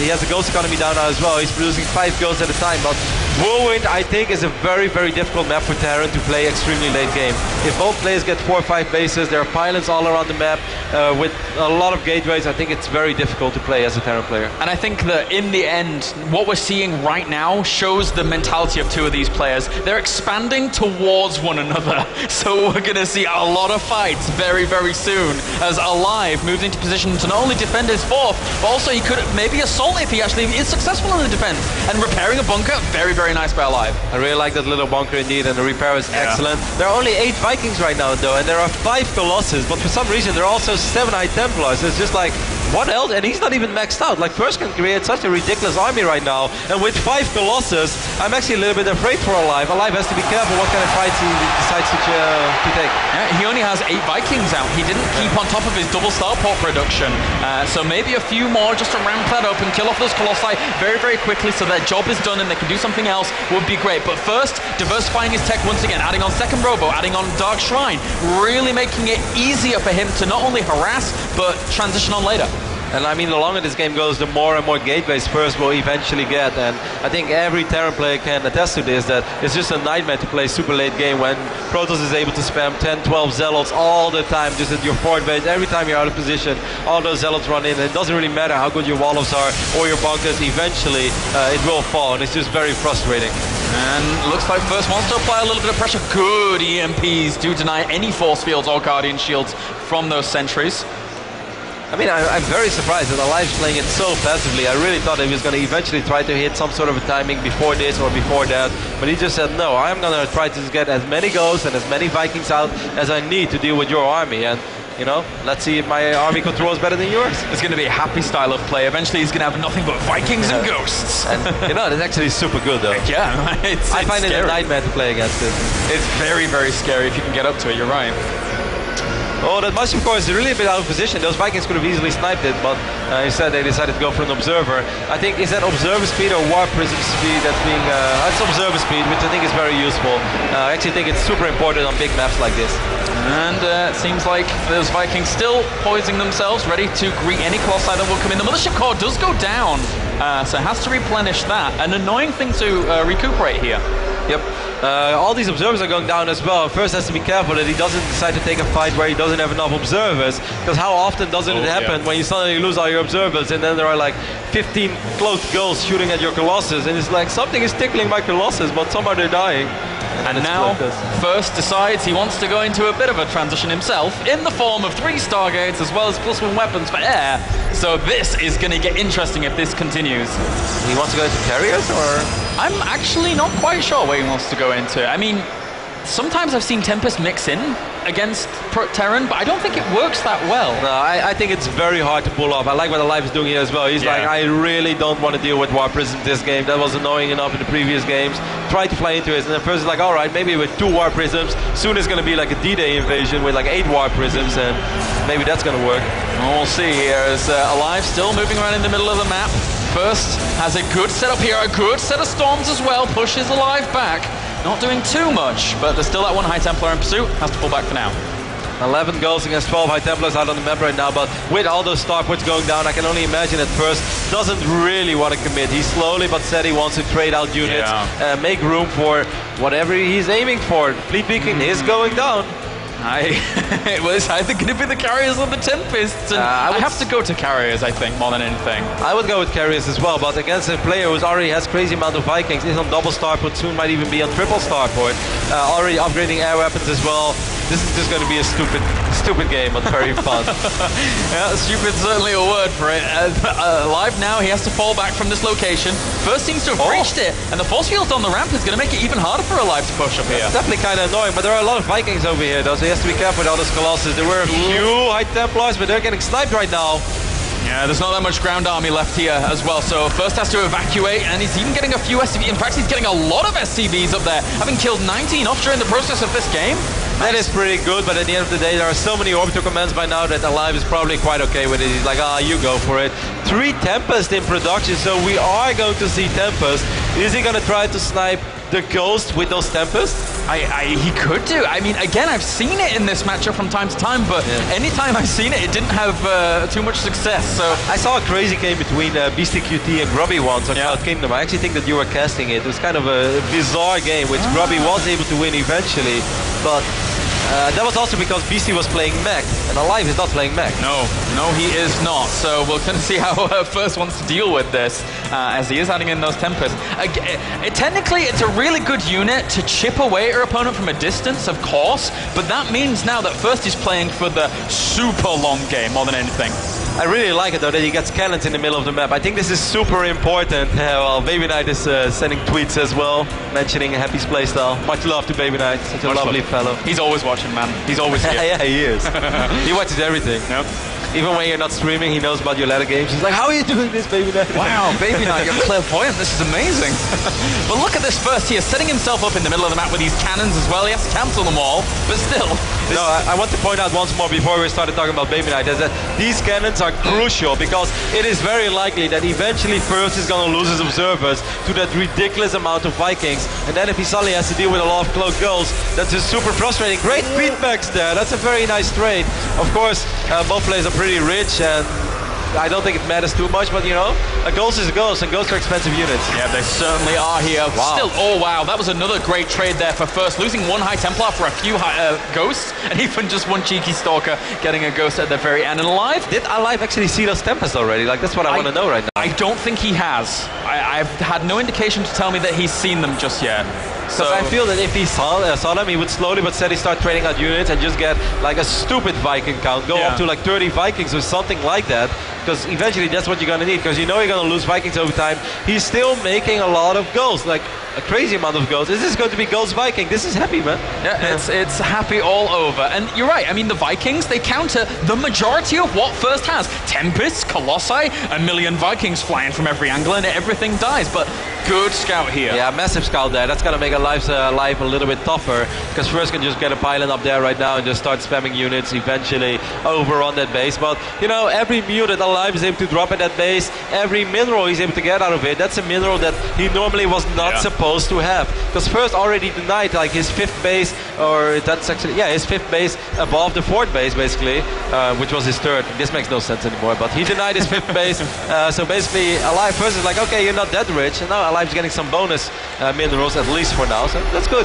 As we said, guys, this game might even go on for a hell of a lot longer, as First just moving around in the middle of the map with these High Templars and just making sure he can try and land storms, but good EMPs once again from aLive, keeping his army very, very strong. Above all, those cannons making it a little bit harder as well for your aLive's army to engage. Here are the Tempests though, hello aLive, and immediately aLive starts producing Vikings, which gives me the feeling that he did not see it before. Exactly, that is the first indication here that aLive has probably got of this. And now, well, this is a lot of damage that can be done pretty quickly here from First, as he kills off the Planetary Fortress, as well as a Ghost. Where is aLive's army? He's just going around the other side. aLive is not sure if he wants to face that right now. Maybe he wants to recycle some supply, maybe he wants to lose some supply to get more Vikings. Because why would you want to take a fight which you know you can't possibly win? So he's like, alright, I'm going to take my losses, I'm going to deal some damage to you instead, and then we'll fight when my Viking count is twice as big as it is right now. Yeah, very scary here for both these players. It's do or die right now, as he's this army at First is fantastic.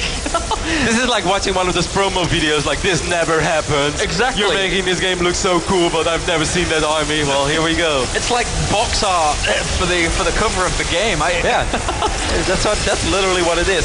4 Vikings at once being produced. The Viking count up to 20 right now. There are a few more in position, so he's going to go up to 23. There are not, okay, I won't say there are not that many High Templars, because I thought he only has 6 or 7 when I checked before, but he actually has 13 right now, and they're all over the map as well. So, you know, Storm is going to be fantastic against all these Vikings.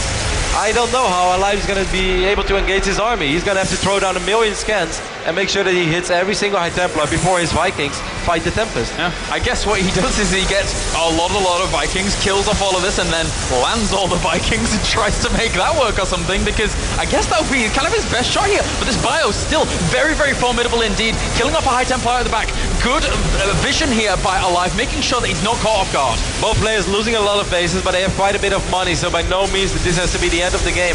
There's no Mothership Core with this army as well, as far as I can recall. No, there's no Mothership Core on the map, So Verse is definitely very committed with this, but aLive cannot really engage with all of his Vikings when there are still so many High Templars. He just can't. If all those Vikings are clumped and one storm hits, even if it's for half a second, that's so much damage, that's so much HP, he's not gonna get back anymore on those Vikings. aLive needs to, like, slowly but steady decrease the High Templar count. And this is massive damage already. This is damage that aLive didn't want to take. Very, very good damage. That one Akilon also getting a volley off there and not doing too badly for itself. And now First closing in on this location. He's actually going to go for the engagement. He's coming in from both sides. And there are not that many High Templars. Where are the Storms? Because there are 24 Vikings against only 10 Tempests and a couple of Colossus. I think aLive can win this fight. Oh, but look how fast the Vikings are dying off, and all the bio was actually caught there. He's having to evacuate it out. The Vikings just died off so quickly. Because he wasn't sure what he wanted to do. Did he want to go for the Tempest or want to go for the Colossus? He killed 2 Tempests, then he started focusing Colossus, and in the end,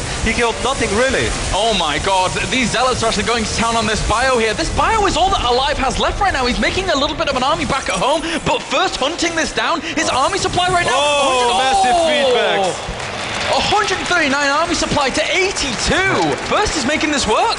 First is really making this work. There are not too many SCVs or probes on the map right now, so that means that the army supplies, or that the supplies that we see are pretty much army supplies, but, you know, losing 24 Vikings, that's not something you can just replace. There's no way. You cannot reproduce that. Exactly, not at all. Losing that giant army here now puts aLive in a very scary predicament. And look at this armada just moving forwards for First, knowing that he has a very strong position right now, although he just want to deny that base from going down. There really wasn't that much anti-air in that army from First, other than those Tempests. And I really feel that 24 Vikings should have done a little bit better. Sure, a lot of those Vikings took damage already from those storms, but I felt he could have done more there, but I felt he was really indecisive. Should I kill the Colossus or should I kill the Tempest? And in the end, you know, neither of them really went down. Oh, a good snipe out there as well. This Observer is helping out quite a lot. Unfortunately for aLive, he's never really dropped too many scans to kill off Observers later on in this game. So First has always had really good vision of his opponent's army movement all the while. There are only 5 Vikings on the map right now against 12 Tempests, and just like 7 High Templars got wiped in as well, like it's nothing. I'm not sure how he had that amount of gas, but somehow he did.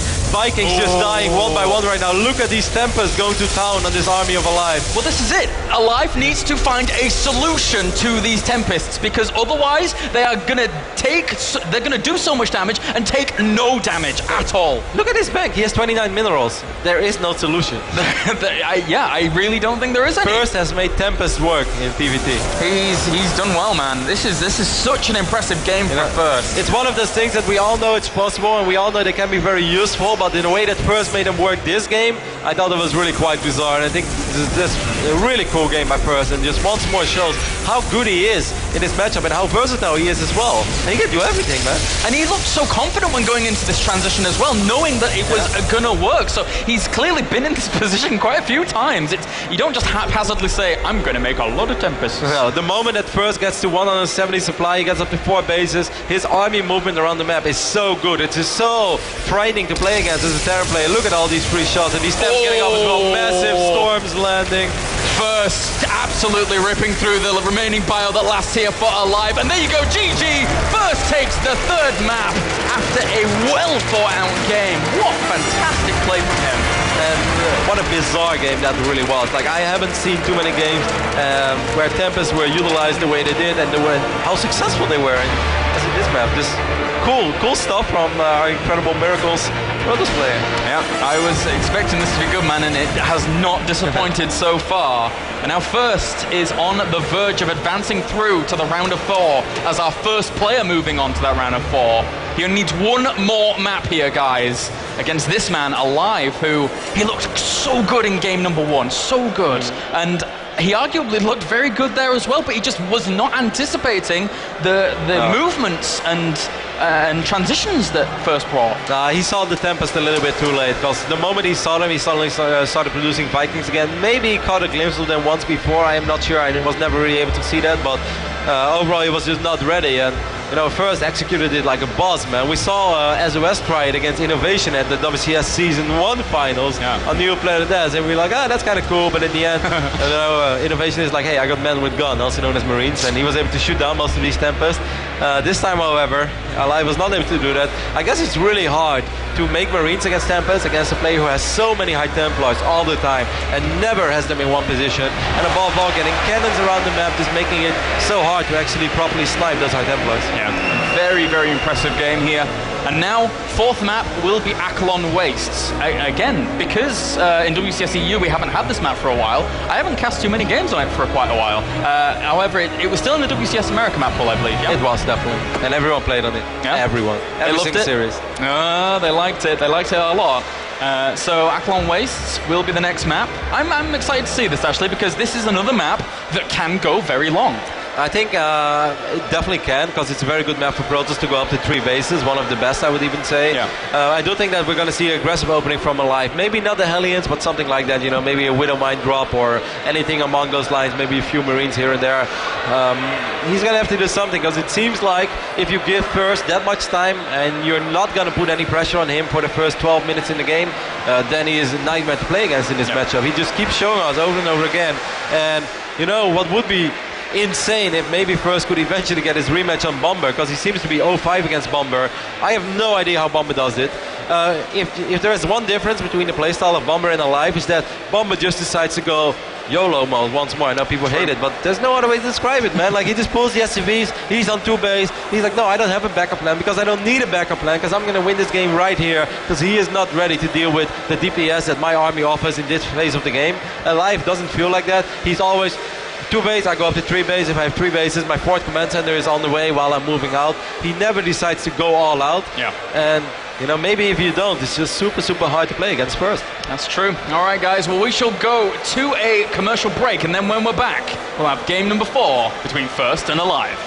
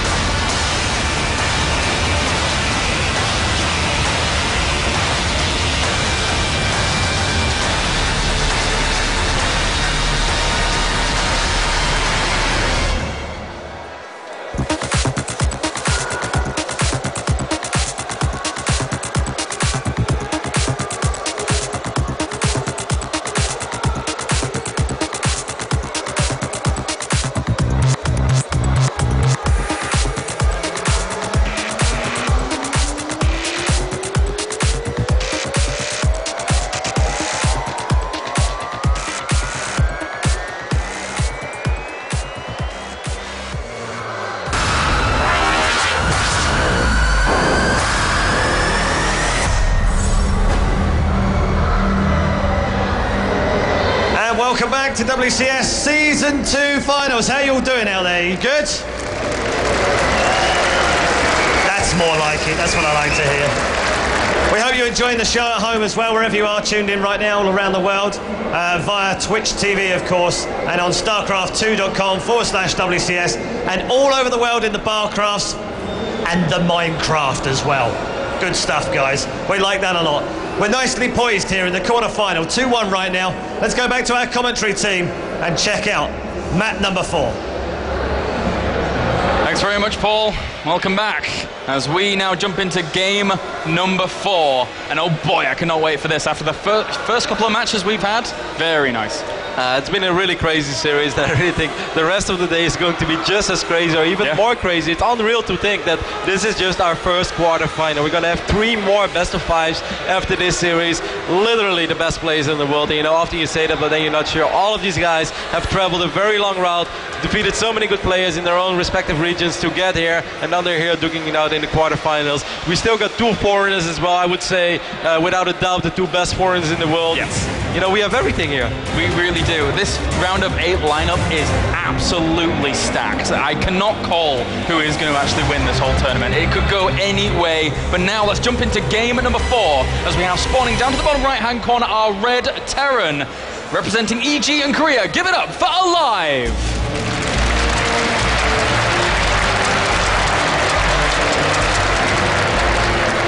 And up to the top left, the man that is 1 game away from advancing on to the round of 4, representing Incredible Miracle and Korea. Give it up for First!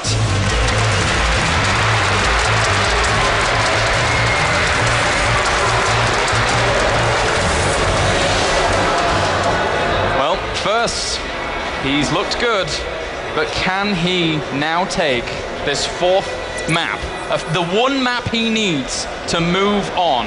I believe if he wins, he'd be playing Jaedong on Naniwa? I think you're correct. Yeah. So... wow, so that could actually be a PvP semi-final or a PvZ.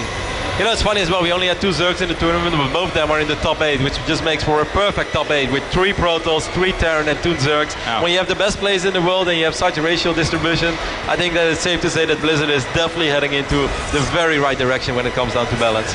I think Kartosis said previously, it'd be funny if we end up having the ZVZ final out of all of it. But hey, it could happen. Scarlet and Jaedong have looked really good here thus far. As I said before, this could go either way in this tournament. Any one of them can make it into the final, and that's just cool. Once more, you said it as well before this game kicked off.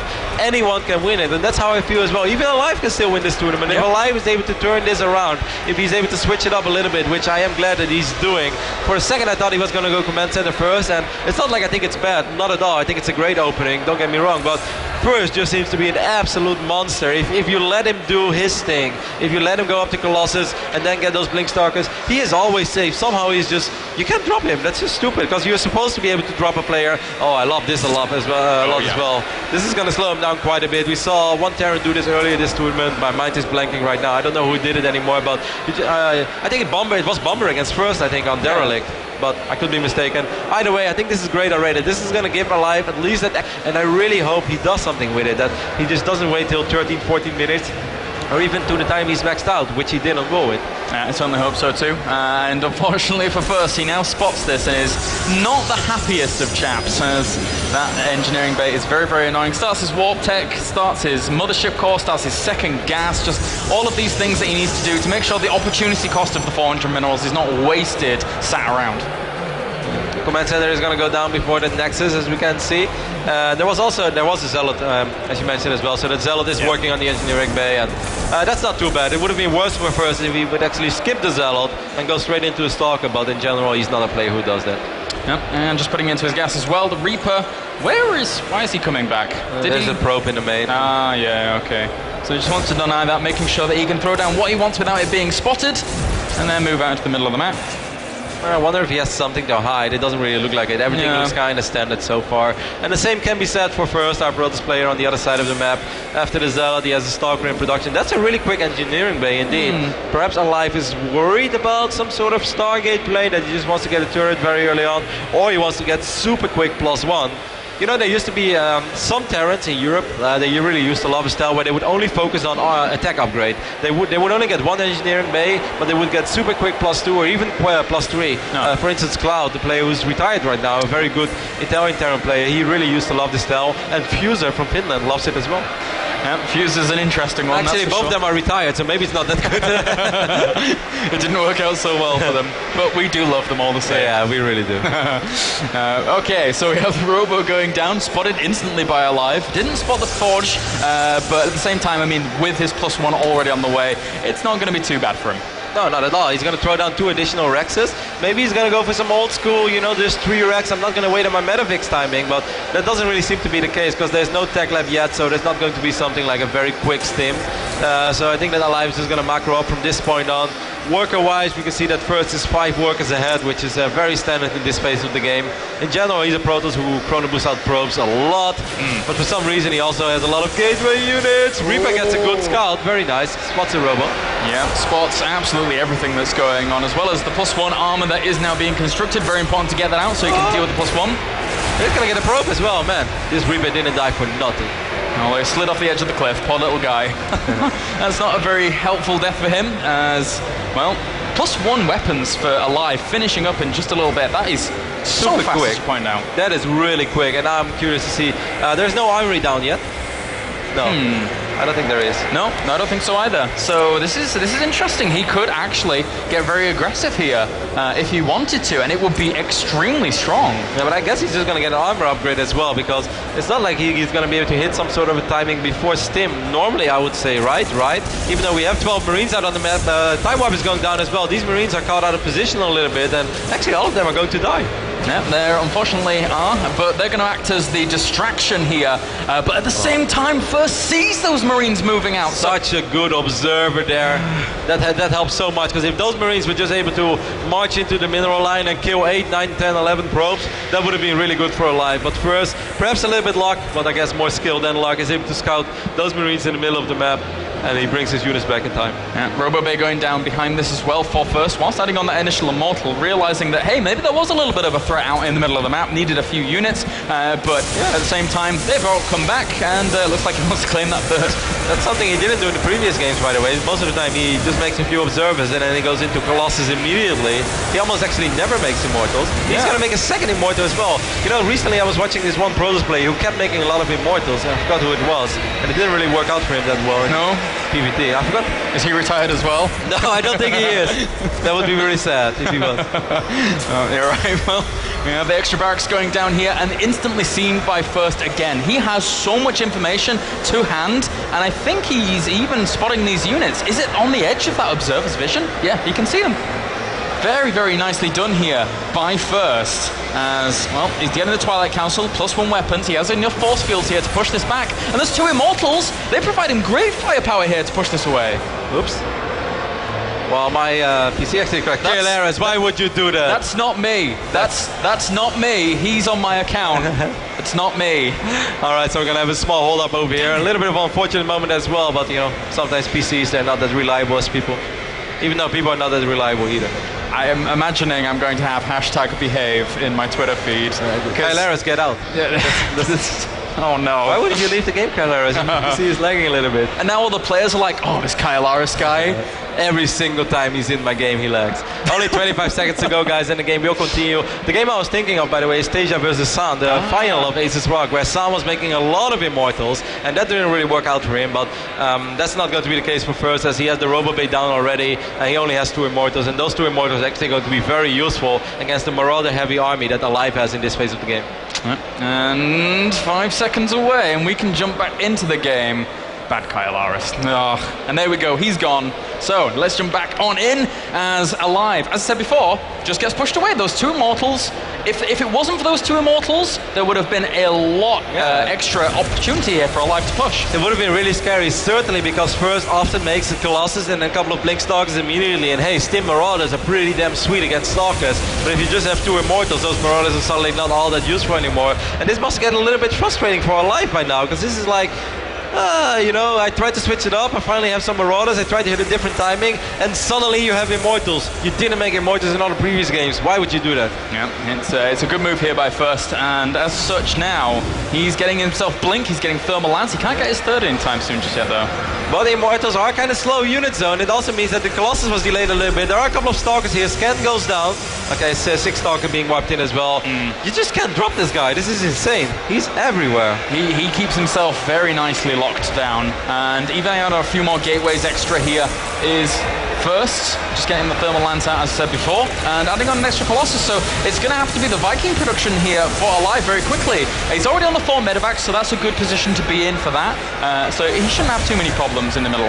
Templar Archives being wiped in already as well, on the 2 base, by the way. This is one of the very, very first times I can see first on 2 base making a Templar Archives already. This is normally something he does after the 3rd Nexus is down. This is also 12 minutes into the game, and he doesn't have a 3rd Nexus yet. He identified the fact that aLive has opened up very differently, very aggressive with that 3 Rex, with those quick upgrades, and he's like, you know what, I am not going to go up to 3 bases as quick as I normally like to do, because I would be making my life a lot harder than it actually has to be. And to that, I actually really like how aLive is playing out this map. A map that is known for 3 bases, and he's trying to just deny the 3rd base over and over and over, really taking First out of his comfort zone on this map. And well, First is going to push him back, but he forces cancellation, a great move! And at the same time, there are a lot of units in the original, or what's supposed to be the 3rd base. These Marauders might actually be able to make their way into the main base, even though there are Stalkers there, as always. aLive has also a worker advantage. He's up to 58, 59, has to be 62 even, apparently, against 53 probes. So by the time that this 3rd command center is done,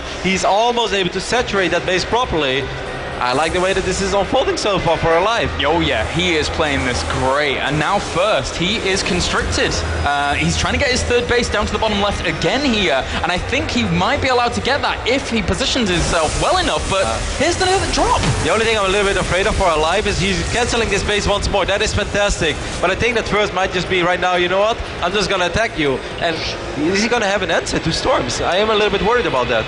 Yeah, I mean, it looks like he's adding on even the 2nd eye. He's only just getting the Ghost Academy now, but that 2nd starport could have been the Ghost Academy. So he was worried a little more about the Colossus that were out and about, but he has to be worried about so much more.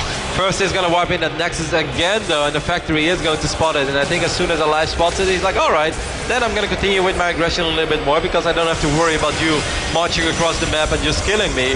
aLive is playing nothing but fantastic so far in this game, though. His opening threw off First a little bit. I think First was kind of intimidated by it and didn't want to go with his usual very quick 3 base, and now suddenly we're almost 15 minutes in this game and First doesn't have 3 bases yet. In other games he dropped this 3rd Nexus at the 6-minute mark. Exactly. That's a 9-minute difference. Huge differences here, and again, I just feel that looking at this game, First hasn't found his comfort zone. So aLive has done very good, really poking and prodding First and making it hard for him.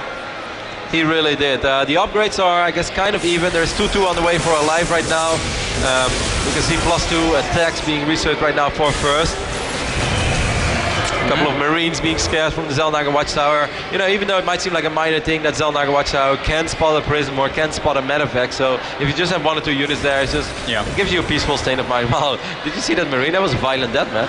That Zelal that's seen terrible things in his life, and he took out everything on this poor Marine. He's a victim of war, you're right. And even that Warp Prism actually moving down to the south here to put on some aggression himself. aLive's army is very out of position. This could bring First into a better spot in this game, but he's also moving towards the 3rd base as well. That army is so strong. It really is, and I'm not sure where the Vikings are. He's going to need the Vikings to snipe this Warp Prism, but at the same time he's going to need the Vikings to deal with this Colossus.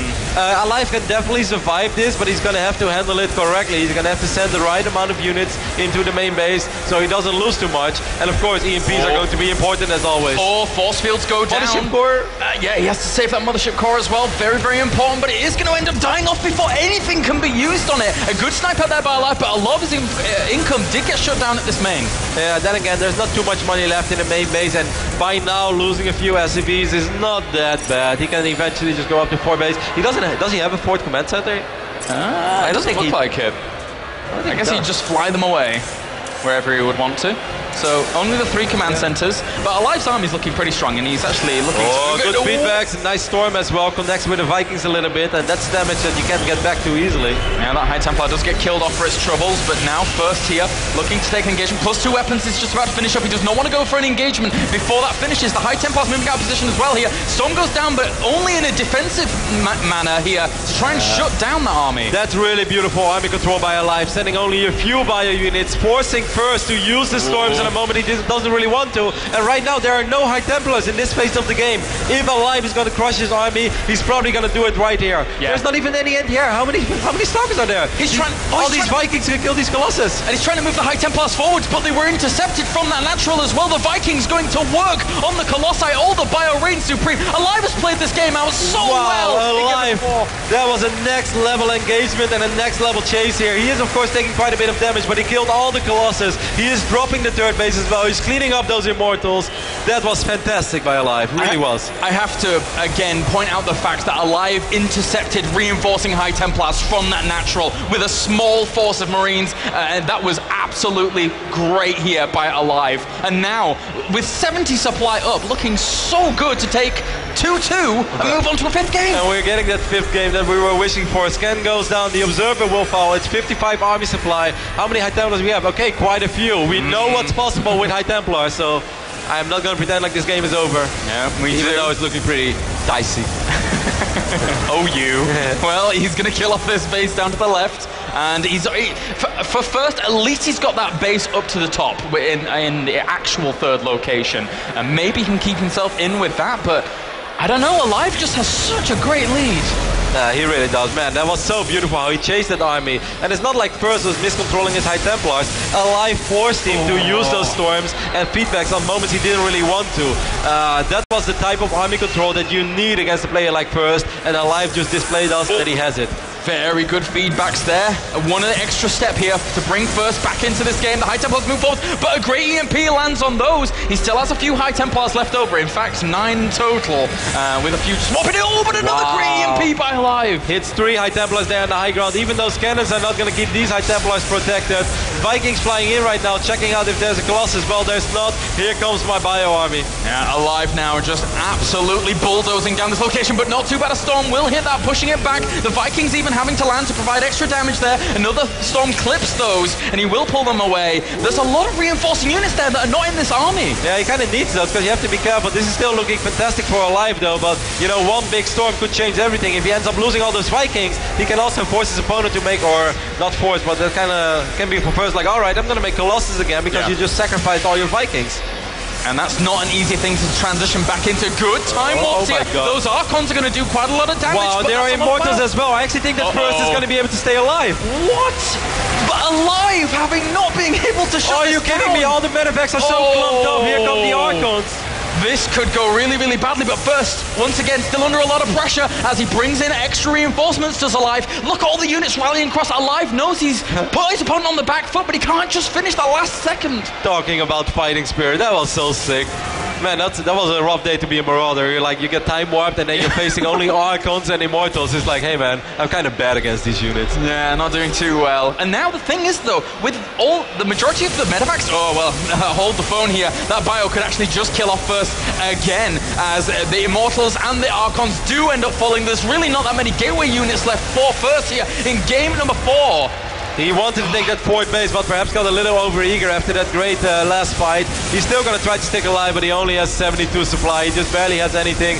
Might have one storm there within a few seconds, but aLive's army is so small that it's actually kind of easy to dance out of that single storm. There's a lot of, once again, the army of aLive is trying to deal with a warp-in at his 4th base. So once that's done, once he deals with that, then he can move it to the front and actually just finish this game, because First is being so resilient and pushing him back again.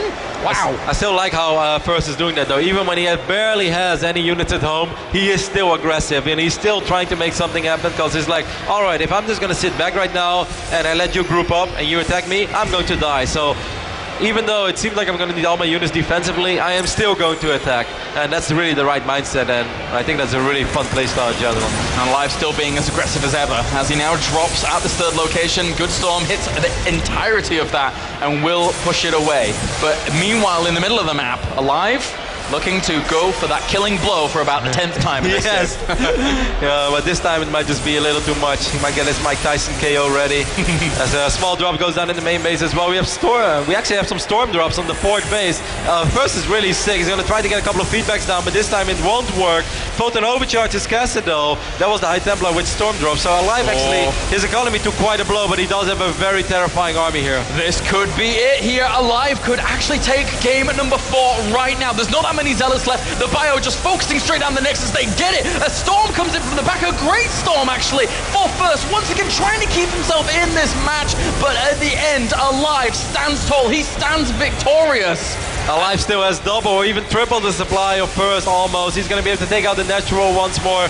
First really trying to hang in there for his dear life, trying to warp in Zealots and additional High Templars, hoping for those miraculous storms, but this time it is not going to be enough. aLive will win game number 4, and we are going to go to game number 5. Game number 5. And there you go. All the probes come off the line. This is the last stand of First, as he knows he's in a lot of trouble, but all those probes will disintegrate. GG, and aLive ties up the series. Game number 5 is on the way. He keeps his hopes alive. And what a series it has been so far. You know, game number 1 was kind of fun, but that was it. 2, 3, and 4 has been nothing but really fun and almost fantastic games. A few mistakes here and there, but both of these guys just playing their mind out. What a crazy series we have witnessed right now. And again, it's only the first round of 8 series.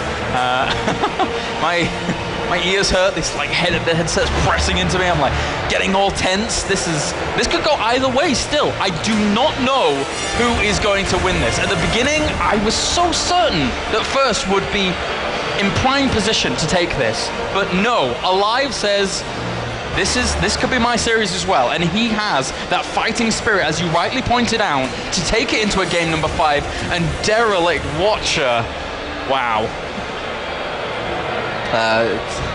It's been a super fun series. MC coming in the booth there as well, sharing some of that Brotos love. Well, I'm going to try to reconnect and get into the game, as I had a small issue. So let's try to figure this one out. Yeah.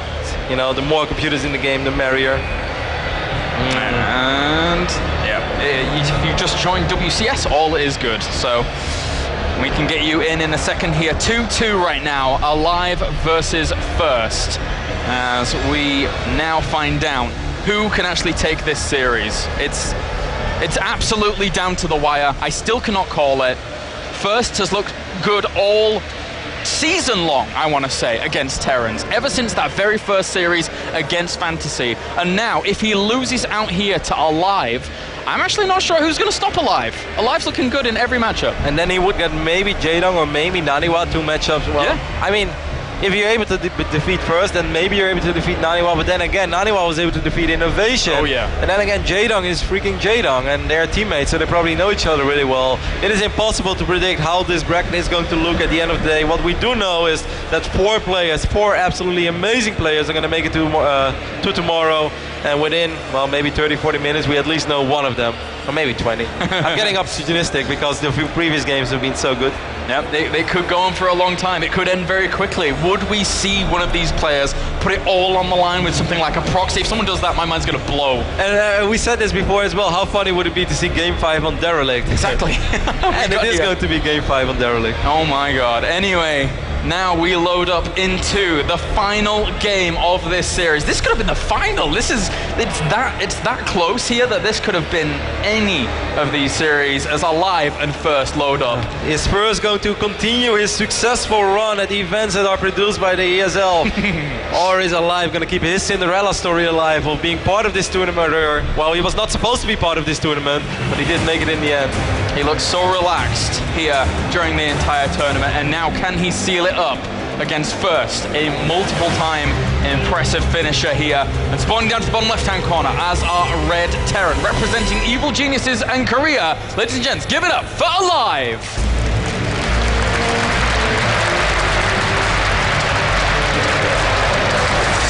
And up to the top right, our Blue Protoss, representing Incredible Miracle in Korea. Give it up for First.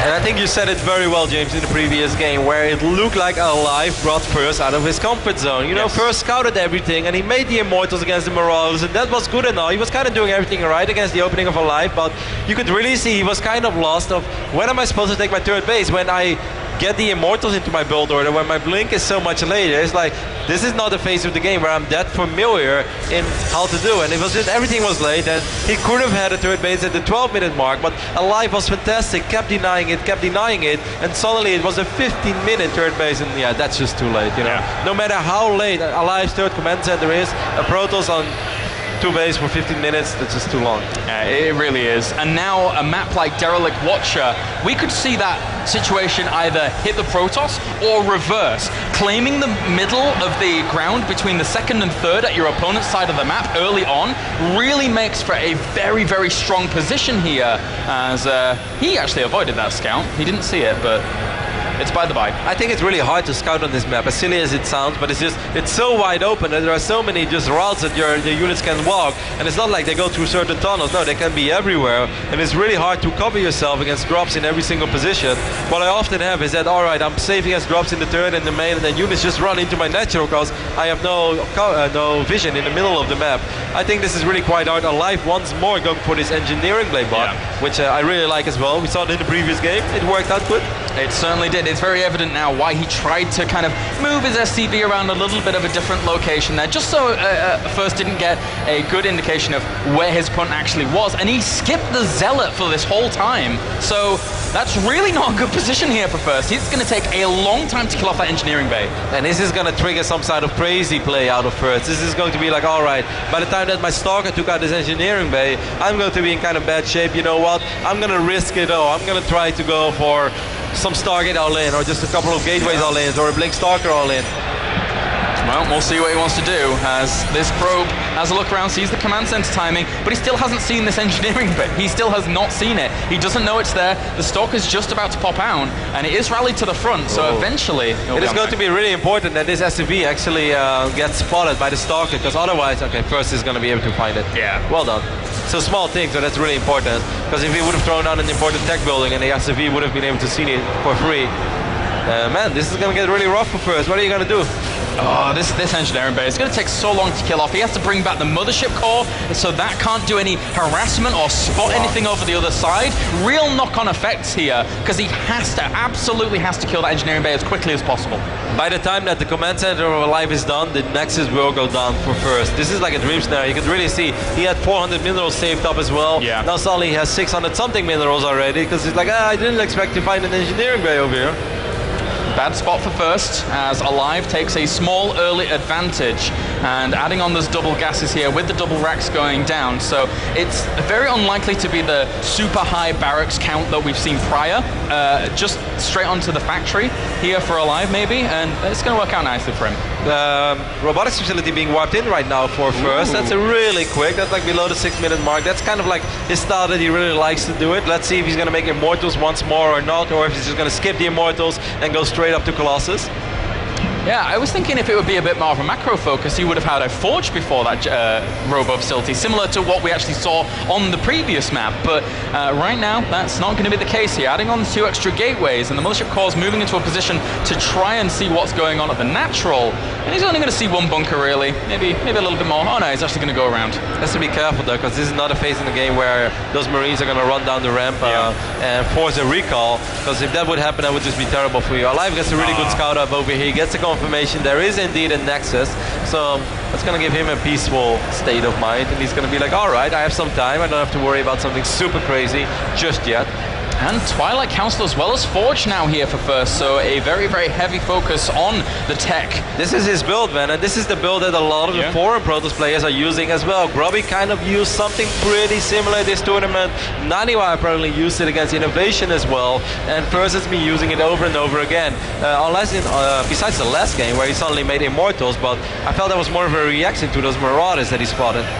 Well, and first now moving out with his initial observer, just to try and get full confirmation of what his opponent's up to. The Mothership Core is still harassing, trying to find a way in. But oh my God, that's a lot. And he got he got concussive shell really early there. 2 Stalkers is great. That is really good. He's going to force out an Immortal immediately right now. Where is that Mothership Core? It's actually out of position. This could be terrible for a first. Yeah, if he actually recalls back, then he technically wouldn't have enough energy for a photon overcharge. It would still take another 15 seconds or so to fully charge up. Oh my God, I have no idea how this is going to play out, but this could get really, really bad. There is no stim, so that is something. There are 3 sentries over here, but if you would end up losing those sentries, that is a crazy amount of gas. Okay, he's just going to force field his ramp and wait for the Mothership Core. The preemptive force field. Man, that's just perfect. He's actually going to be able to kill 1 Marauder. Poor Marauder. And about time for the... but still, I do not think that he wanted to have 3 sentries in this phase of the game. Yeah. Getting sentries is nice, and he did have 3 sentries on Whirlwind as well, because I remember when the EMP landed on it. But I do not feel that 300 gas right now is what he wanted to use on sentries. Because where's the Robo Bay? He still doesn't have his Robo Bay. Yeah, you're exactly right. And even the Blink research is slightly delayed by this. And going into Heartless Swarm, it's a little bit longer than it was in Wings of Liberty anyway. So that extra delay here that we're seeing from first is an annoyance, as aLive does move out into the middle. He's got so much producing right now. He's warping in additional gateways. I don't think we're ever going to see Colossus. I don't think we're going to see first go up to 3 gates. I think he's going to do a strat that we see oh so often in PvZ, but not that often in PvT. Immortal, Sentry, Stalker, all in. This could be scary if aLive is not able to sniff it out. He's moving into a position of aggression once again, though, and sending his Marines to these locations, not only to spot the third, but also to try and see what's going on at the front. But meanwhile, First has full knowledge of what's going on at his opponent's natural, and just now sees the starport switching over. Not a big deal, though. There are a lot of bio units out in the middle of the map. aLive has to be careful with it, because if he would end up losing a lot of them, then First is definitely going to counter. If he doesn't lose any of them, then First might just stay passive for a little while. Oh, he actually stims up here and just goes for it. Kills off the first Immortal, kills off the second one, Photon Overcharge as well. But I don't think this is good, because I think that First really hates those force fields right now, because he would have loved to chase those units down. Because if he did, I think he could have run across the map, get an offensive pylon, and be able to deal a crazy amount of damage. But now, does aLive eventually spot the fact that his opponent is potentially gearing up here for a lot of aggression? He needs to know that this is on the way if it's going to come. He's getting charged as well, though. Yeah, and he also got an additional observer. Now he's getting a cannon. Now he's getting Templar Archers as well. So maybe as soon as he spots that third command center for aLive, he is still going to go up to 3 bases. I do think, however, if we would have been able to kill all those bio units, that would have been a different story. Yeah, I think losing those 2 Immortals, you know, maybe he had that at the back of his mind to try and do, but losing those 2 Immortals is a little bit of a, it's too much of a setback in the end. aLive has to be careful here, because this is a lot of units over here. I think a Blink can kill these Medevacts, which means that aLive is going to lose a couple of these units. And he's actually moving forward here. Good use of Guardian Shields as well, covering almost the entire army there. And going to chase this on back. Still a reasonable or exchange there for aLive. We got a couple of Stalkers, and contrary to popular belief, Stalkers are actually pretty expensive units, and you don't want to lose them as a Protoss player. Yeah, that's true. Got to keep everything alive as best as you possibly can do. And now with +2 armor going down for First, his Zealots are going to be extremely more tanky. gateways again. War Prism as well. He is going to research Storm, but you know, this has to be 2-base play for First. Now we're getting close to that 13-minute mark. The third command center is done already for aLive. This is something that First does not know, though. Yeah, it's either huge 2-base play, which would make sense for the map, but it would also make sense for the map to take a very delayed third as well, because of the architecture of around that second and third base. Oh, nice spot. Great spot there. I would love to see him. Okay, well, that's definitely going to give it away. He's like, I'm running up the ramp. No, wait. No, I'm going back. Don't worry, man. You can still drop. aLive's not going to fall for that one. Yeah. And he adds on the armory as well as Viking production behind this, adding on those bunkers in a very important place. You know, that's something that we mentioned as well, because this is kind of like, I cannot really wall off my natural, and just walling off my third might not be the best thing either, so I'm just going to throw like 5 bunkers down in between both bases. I've seen Tasia do this a couple of times when he had to deal with a lot of gateways and charge lots, and it works surprisingly well.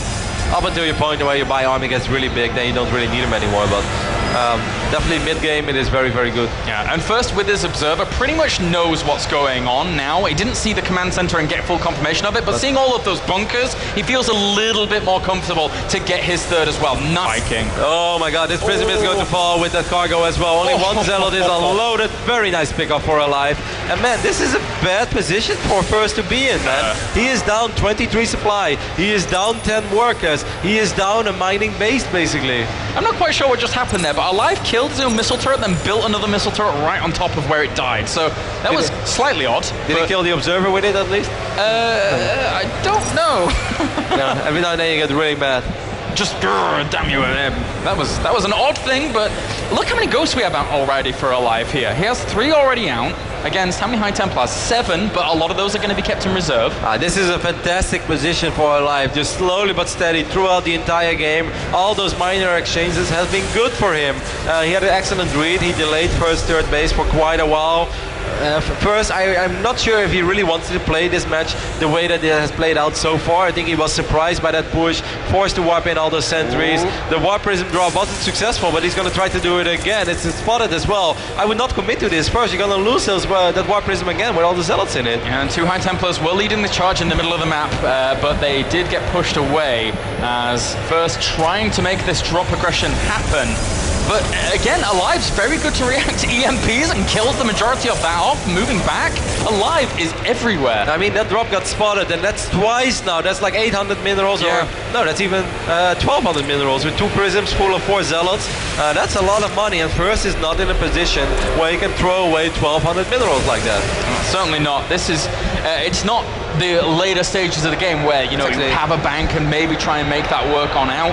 But now aLive here, just really controlling the middle of the map in between his bases, and his income is, well, was for a long time a little bit better than First. It's equalized out now, so First is still playing this out, but once aLive maxes, First could be in trouble. He could definitely be in trouble, certainly because the ghost count is very very nice actually. It's 8 ghosts against 12 High Templars, but a couple of those High Templars just got wiped in. They don't have Storm yet. This is also a map where, in my opinion, it's pretty hard to land very good Storms because it's so wide open. It's going to allow aLive to just make the sickest spread and sickest split. And here we go, not too bad feedbacks, hit some of those medevacs, and there are some High Templar waiting in the wings to try and do some damage to this army. And well, Warp Prism does get spotted as well. Those High Templars are going to come in from the back here. How well? Oh, he spots them! He spots them! aLive knows that the flank is there. Great move by aLive. And he's going to see those High Templars as well. A couple of feedbacks will go down though. The EMP is a little late, but still, this is 196 supply for Terran. There is quite a bit of supply at home, I'm sure of that. But still, First is going to need to land a few Storms, but I am not sure if it's possible. Well, he still has 6 High Templars actually. Well, he has no there's an EMP hitting there, and he has no more AoE damage. If he doesn't have AoE damage from those High Templars, he is not going to kill off this bio army. First needs to buy himself time to have more energy on these High Templars, otherwise he is going to get run over if aLive wants to. Yeah, those cannons are helping out so much though. His upgrades are 1-2, 2-2 is about to finish. Those cannons gave First a lot of additional time, but it is still not going to change the scheme of the battle. It's still going to be charge lots against, well, actually that's a crazy amount of charge lots. He has 33 charge lots on the map. If he's only able to land 1 Storm or a couple of feedbacks on those medevacs, that might actually be enough, because he's getting closer and closer to maxing out as well. And this is the First that we know, run-bys all the time. Yeah. Run-bys after run-bys, a lot of Zealots doing damage, but these Storms hitting at the front, not too well though, as these Zealots still trying to keep aLive back. There are a lot of High Templars in reserve for First as well, so aLive still bouncing between these locations, trying to put on harassment, trying to kill off the cannon, slowly weakening this army. A great Storm on those Ghosts, and he's just charging forward. There's actually no more Ghosts left in this army. It's all going to come down to this, and these Storms are so good. Oh, First actually killing off so much of this army, weakening a lot as well, but aLive is not done just yet. His army is Oh my god, another fantastic Storm, and aLive is in so much trouble right now. He lost a lot of SCVs at home. There are so many gateways, there are so many Zealots being warped in, there are still Stalkers alive, the medevacs are falling. first with a fantastic hold, and he's massively ahead in game number 5. He has killed 38 workers. He is so up in terms of economy right now. If First just continues to push on forwards and maybe goes for a counterattack with the high temp plus, look how much supply aLive is on. He's on 85 against 162. First is looking great here on the back foot for so long. He is making this happen. That was such a difficult position to come back from. I cannot believe that First pulled it off. He did everything right. He bought so much time for himself, started the run-bys again, had those cannons on the high ground, which made aLive's life so much harder. And then somehow, in the final moment that aLive finally decides to go for it, he's like, hey, I killed so many high Templars by now. This is my moment, right? Well, it wasn't. Massive storms for First, so many Zealots being warped in, and now he's just in a commanding lead. We have to commend the patience of First more than anything. High Templars from every single side waiting for that one opportunity to land the perfect storms, and they were the perfect storms. aLive now scrambling back, trying to push these, what are they called? Warp prisms. What's the prisms? I'm gone, man. I'm gone completely. Oh no, I feel you. 102 against 172 supply. The Colossus production is rolling as well. First is playing this very safe because he know that he did a ridiculous amount of economic damage. And sure, there might have been a moment where he could have marched across the map, but this is a hard map to land storms in the open field. Oh yeah. There's no need for him to take any risk. He knows that he's economically ahead. He knows that if he makes High Templars and Colossus, aLive does not have the economy to deal with this. I am blown away. He was down like 35 supply. He had no Colossus tag. There were a lot of goals. That was really, really not easy. And now he did it. He's just keeping himself even further ahead here with these Zealots, just making sure that aLive cannot pressure a base that he's taking extra to keep his economy intact, to keep it even steps ahead of aLive. Moving through the middle of the map with this army, he could take engagements if he wants. It's 180 in army supply to 86. Yeah, and that's a lovely position to be in. Certainly once you have Colossus and High Templars and there are no Vikings on the map. There are 11 Marauders though, so First has to be a tiny little bit careful, but you know, I think he can just make it rain, as they say. He could make it rain, man. He certainly could. He'll be fine, regardless of any fight that these sides pick. The Warp Prism is going to fly in once more. Armies getting scary close to each other in the middle of the map as well, though. But this Warp Prism... Oh, more big storms. Oh, just any little advantage First can take. He is taking it right now, and aLive. He's scrambling for this. He does deny the Warp Prism, so that's a good move. But again, he has to know, or has to anticipate that fourth base, and somehow either has to take his own fourth base somehow. But I don't know how he could possibly do that with this army looming. The only thing he could do is like move over his... Oh, actually, he has a command center there. As one lone Zealot was denying this the whole time. I did not know that. I did not know either. Couple of Archons and Colossus on the way for First. He is maxed out right now. This is probably his moment. He's bringing the Mothership Core as well. Time Warp could be fantastic, but it's also nice to have a recall in case it goes horribly wrong. There are no Vikings, so what aLive need is the best spread in history. Land all EMPs and somehow get Marauders in range of Colossus. It's almost mission impossible, but I guess we've seen crazier things. I don't know. First sets up his concave. He says, come at me, bro. The Time Warps go down as well. The Mothership Core falls. But with this, can aLive actually break this location? He moves forwards with his EMPs. Does hit a few. Will it be enough, though? The Ghosts are actually taking a lot of damage right now. There's still a couple of High Templars. Here come all those Zealots. There are so many Stalkers and Colossus in his army. And there you go, GG! And First, after a grueling series, is able to move on to the round of 4. What a series, what a comeback, what a game. I am done already, and we got 3 more quarterfinals. I cannot believe this. Absolutely amazing set of games. The first game, you know, that was an okay TVP. The other 4, they were really, really fun. A lot of mind games, a lot of fantastic army control, a lot of bizarre decisions, a lot of tech switches, back and forth games. You know, everything you want to see in a good set of StarCraft games. I loved it. It was awesome, Rotterdam. It seriously was. And now with First advancing on, he plays against either Jaedong or Naniwa. And can you believe that's our next series coming up? Like, just all of these series are just going to be so good.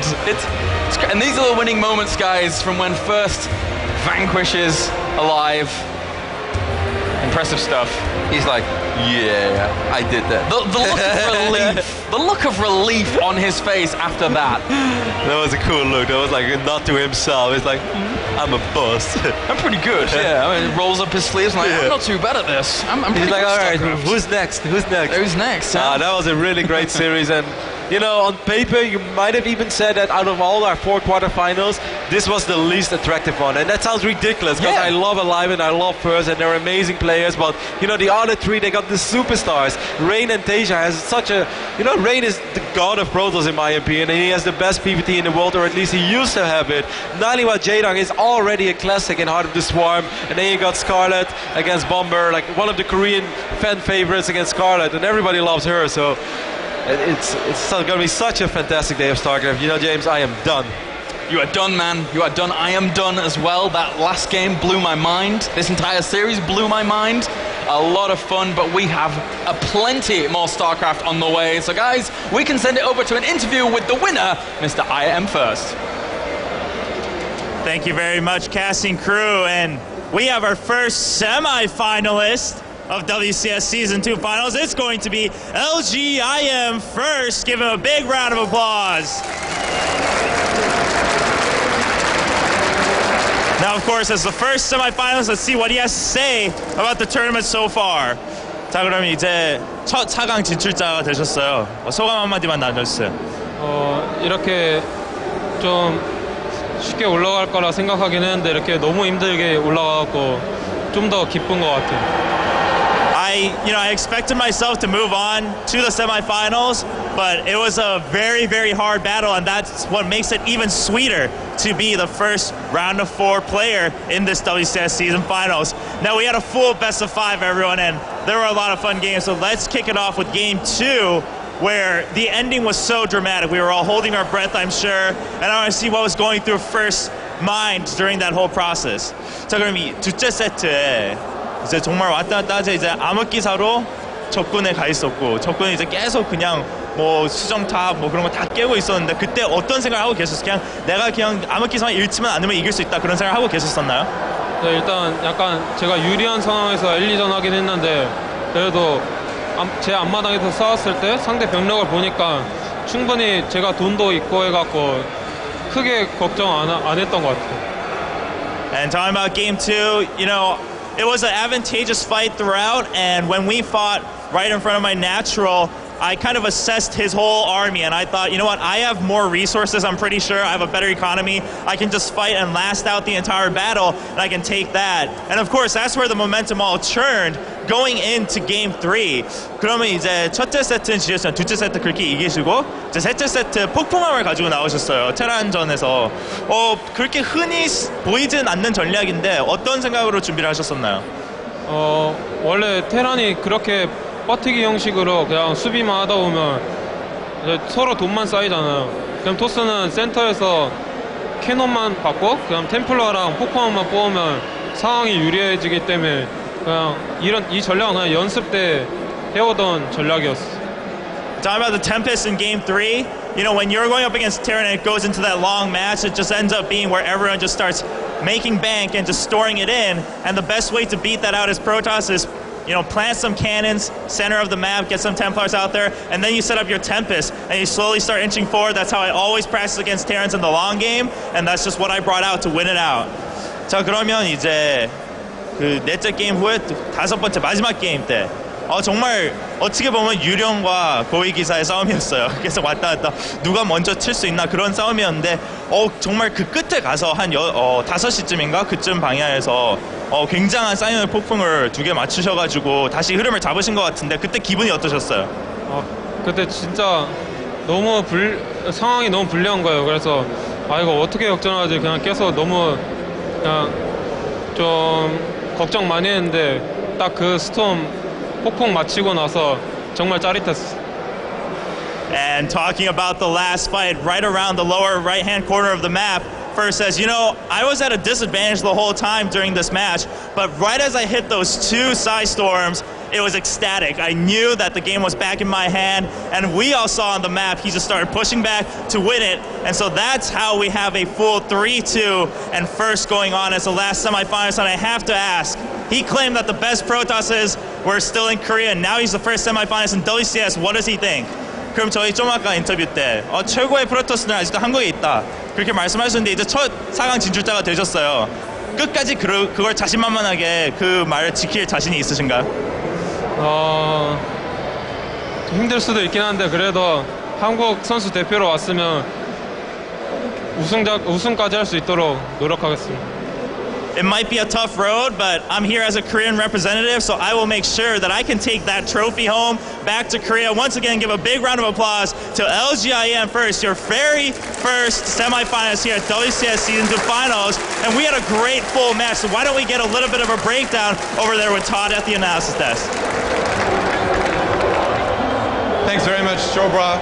We just saw a fantastic series. I think one of the best Protoss versus Terran I've ever seen, one of the highest level, definitely. We're going to be taking a look at the last game here, but I have to say, I was really hesitating at the end of this match between showing you guys second or third game, because this was just beautiful play by First. I think he's actually one of the very best late game players there is right now, and he really showed that on Whirlwind. But we're going to be taking a look at the last game here, because there was a lot of things happening, and I think First was in a terrible position at this point. He has no Colossus tech on the way. This is basically 100 army supply against 94. He's only on Templar tech against lots of Ghosts. He has no Colossi on the way.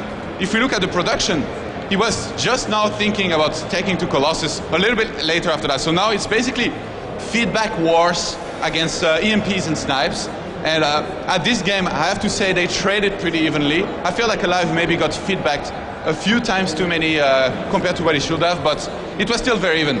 At this point, we can start playing the replay, and you guys are going to see more feedbacks go down, and the ghost count is reduced every single time. This ghost doesn't even have energy anymore at this point. aLive, this is his timing. He has to make this timing work before there is a Colossi transition, and he's supposed to make it work. This is never supposed to fail, but somehow First he keeps on dodging some of these EMPs and snipes here. He always gets in a good position. He delays the attack that aLive wants to go for. He gets enough units, and a little bit later, aLive, he ends up losing patience, basically, getting in there and getting his entire army stormed. So we can just fast forward a little bit. We see aLive now, he's completely losing patience. He's like, I gotta go for it. I have to go for it. There might be a Colossus transition on the way. And you see every single time First, he's baiting, he's faking the engagement, and behind this he's pulling back, trying to lure the army of aLive into the storms. That's not supposed to happen. That's what's supposed to happen. The Terran is supposed to scan, get in there, storm, and EMP everything. But now look, there is only 2 ghosts left. This entire army engages before more. All the shields are lost, and now these Templars, they just crush everything. The entire army of aLive. His supply disappeared here. He had more supply. Suddenly he finds himself on 116 supply against 144. First he's reinforcing his morphing Archons. One more great storm hits his army. And behind this, look at the natural, the Zealots. They are doing a ton of damage to the economy. First keeps on warping his Zealots across the map and breaking the economy. 38 SCVs have been killed. aLive, he cannot come back from there. 70 supply to 142. He's just gonna lose the game behind this to the Colossus transition and the solid play of First. First, he did the impossible in that last game. I think there is so few Protoss who could have made this work, but he made it work, and he's now gonna move on to the semifinals. Very impressive. Congratulations to him. This is gonna be it for the analysis. I hope you enjoyed it. We're gonna go back to our holy host, Paul Shalloner, the one and only. Thanks very much, Todd. Yeah, great analysis once more from Todd there. And we are going to get underway with our second quarterfinal. Just a moment. What a fantastic way to kick off the quarterfinals. We have one man through to the semis. He's just one game away from winning our StarCraft 2 World Championship Series Season 2 trophy. It's going to be another fantastic quarterfinal coming up next with the amazing Jaedong and the brilliant Naniwa. It's going to be absolutely superb. You do not want to miss round 3 of this epic thriller. Don't forget you can interact with us via social media on #WCS, of course, and via Twitter. We'd love to see your tweets. We'd love to see what you've got to say about the games and the players that you support. And also make sure you follow StarCraft on Twitter and check out facebook.com/StarCraft. We're going to take a very quick break. When we come back, it's J versus N.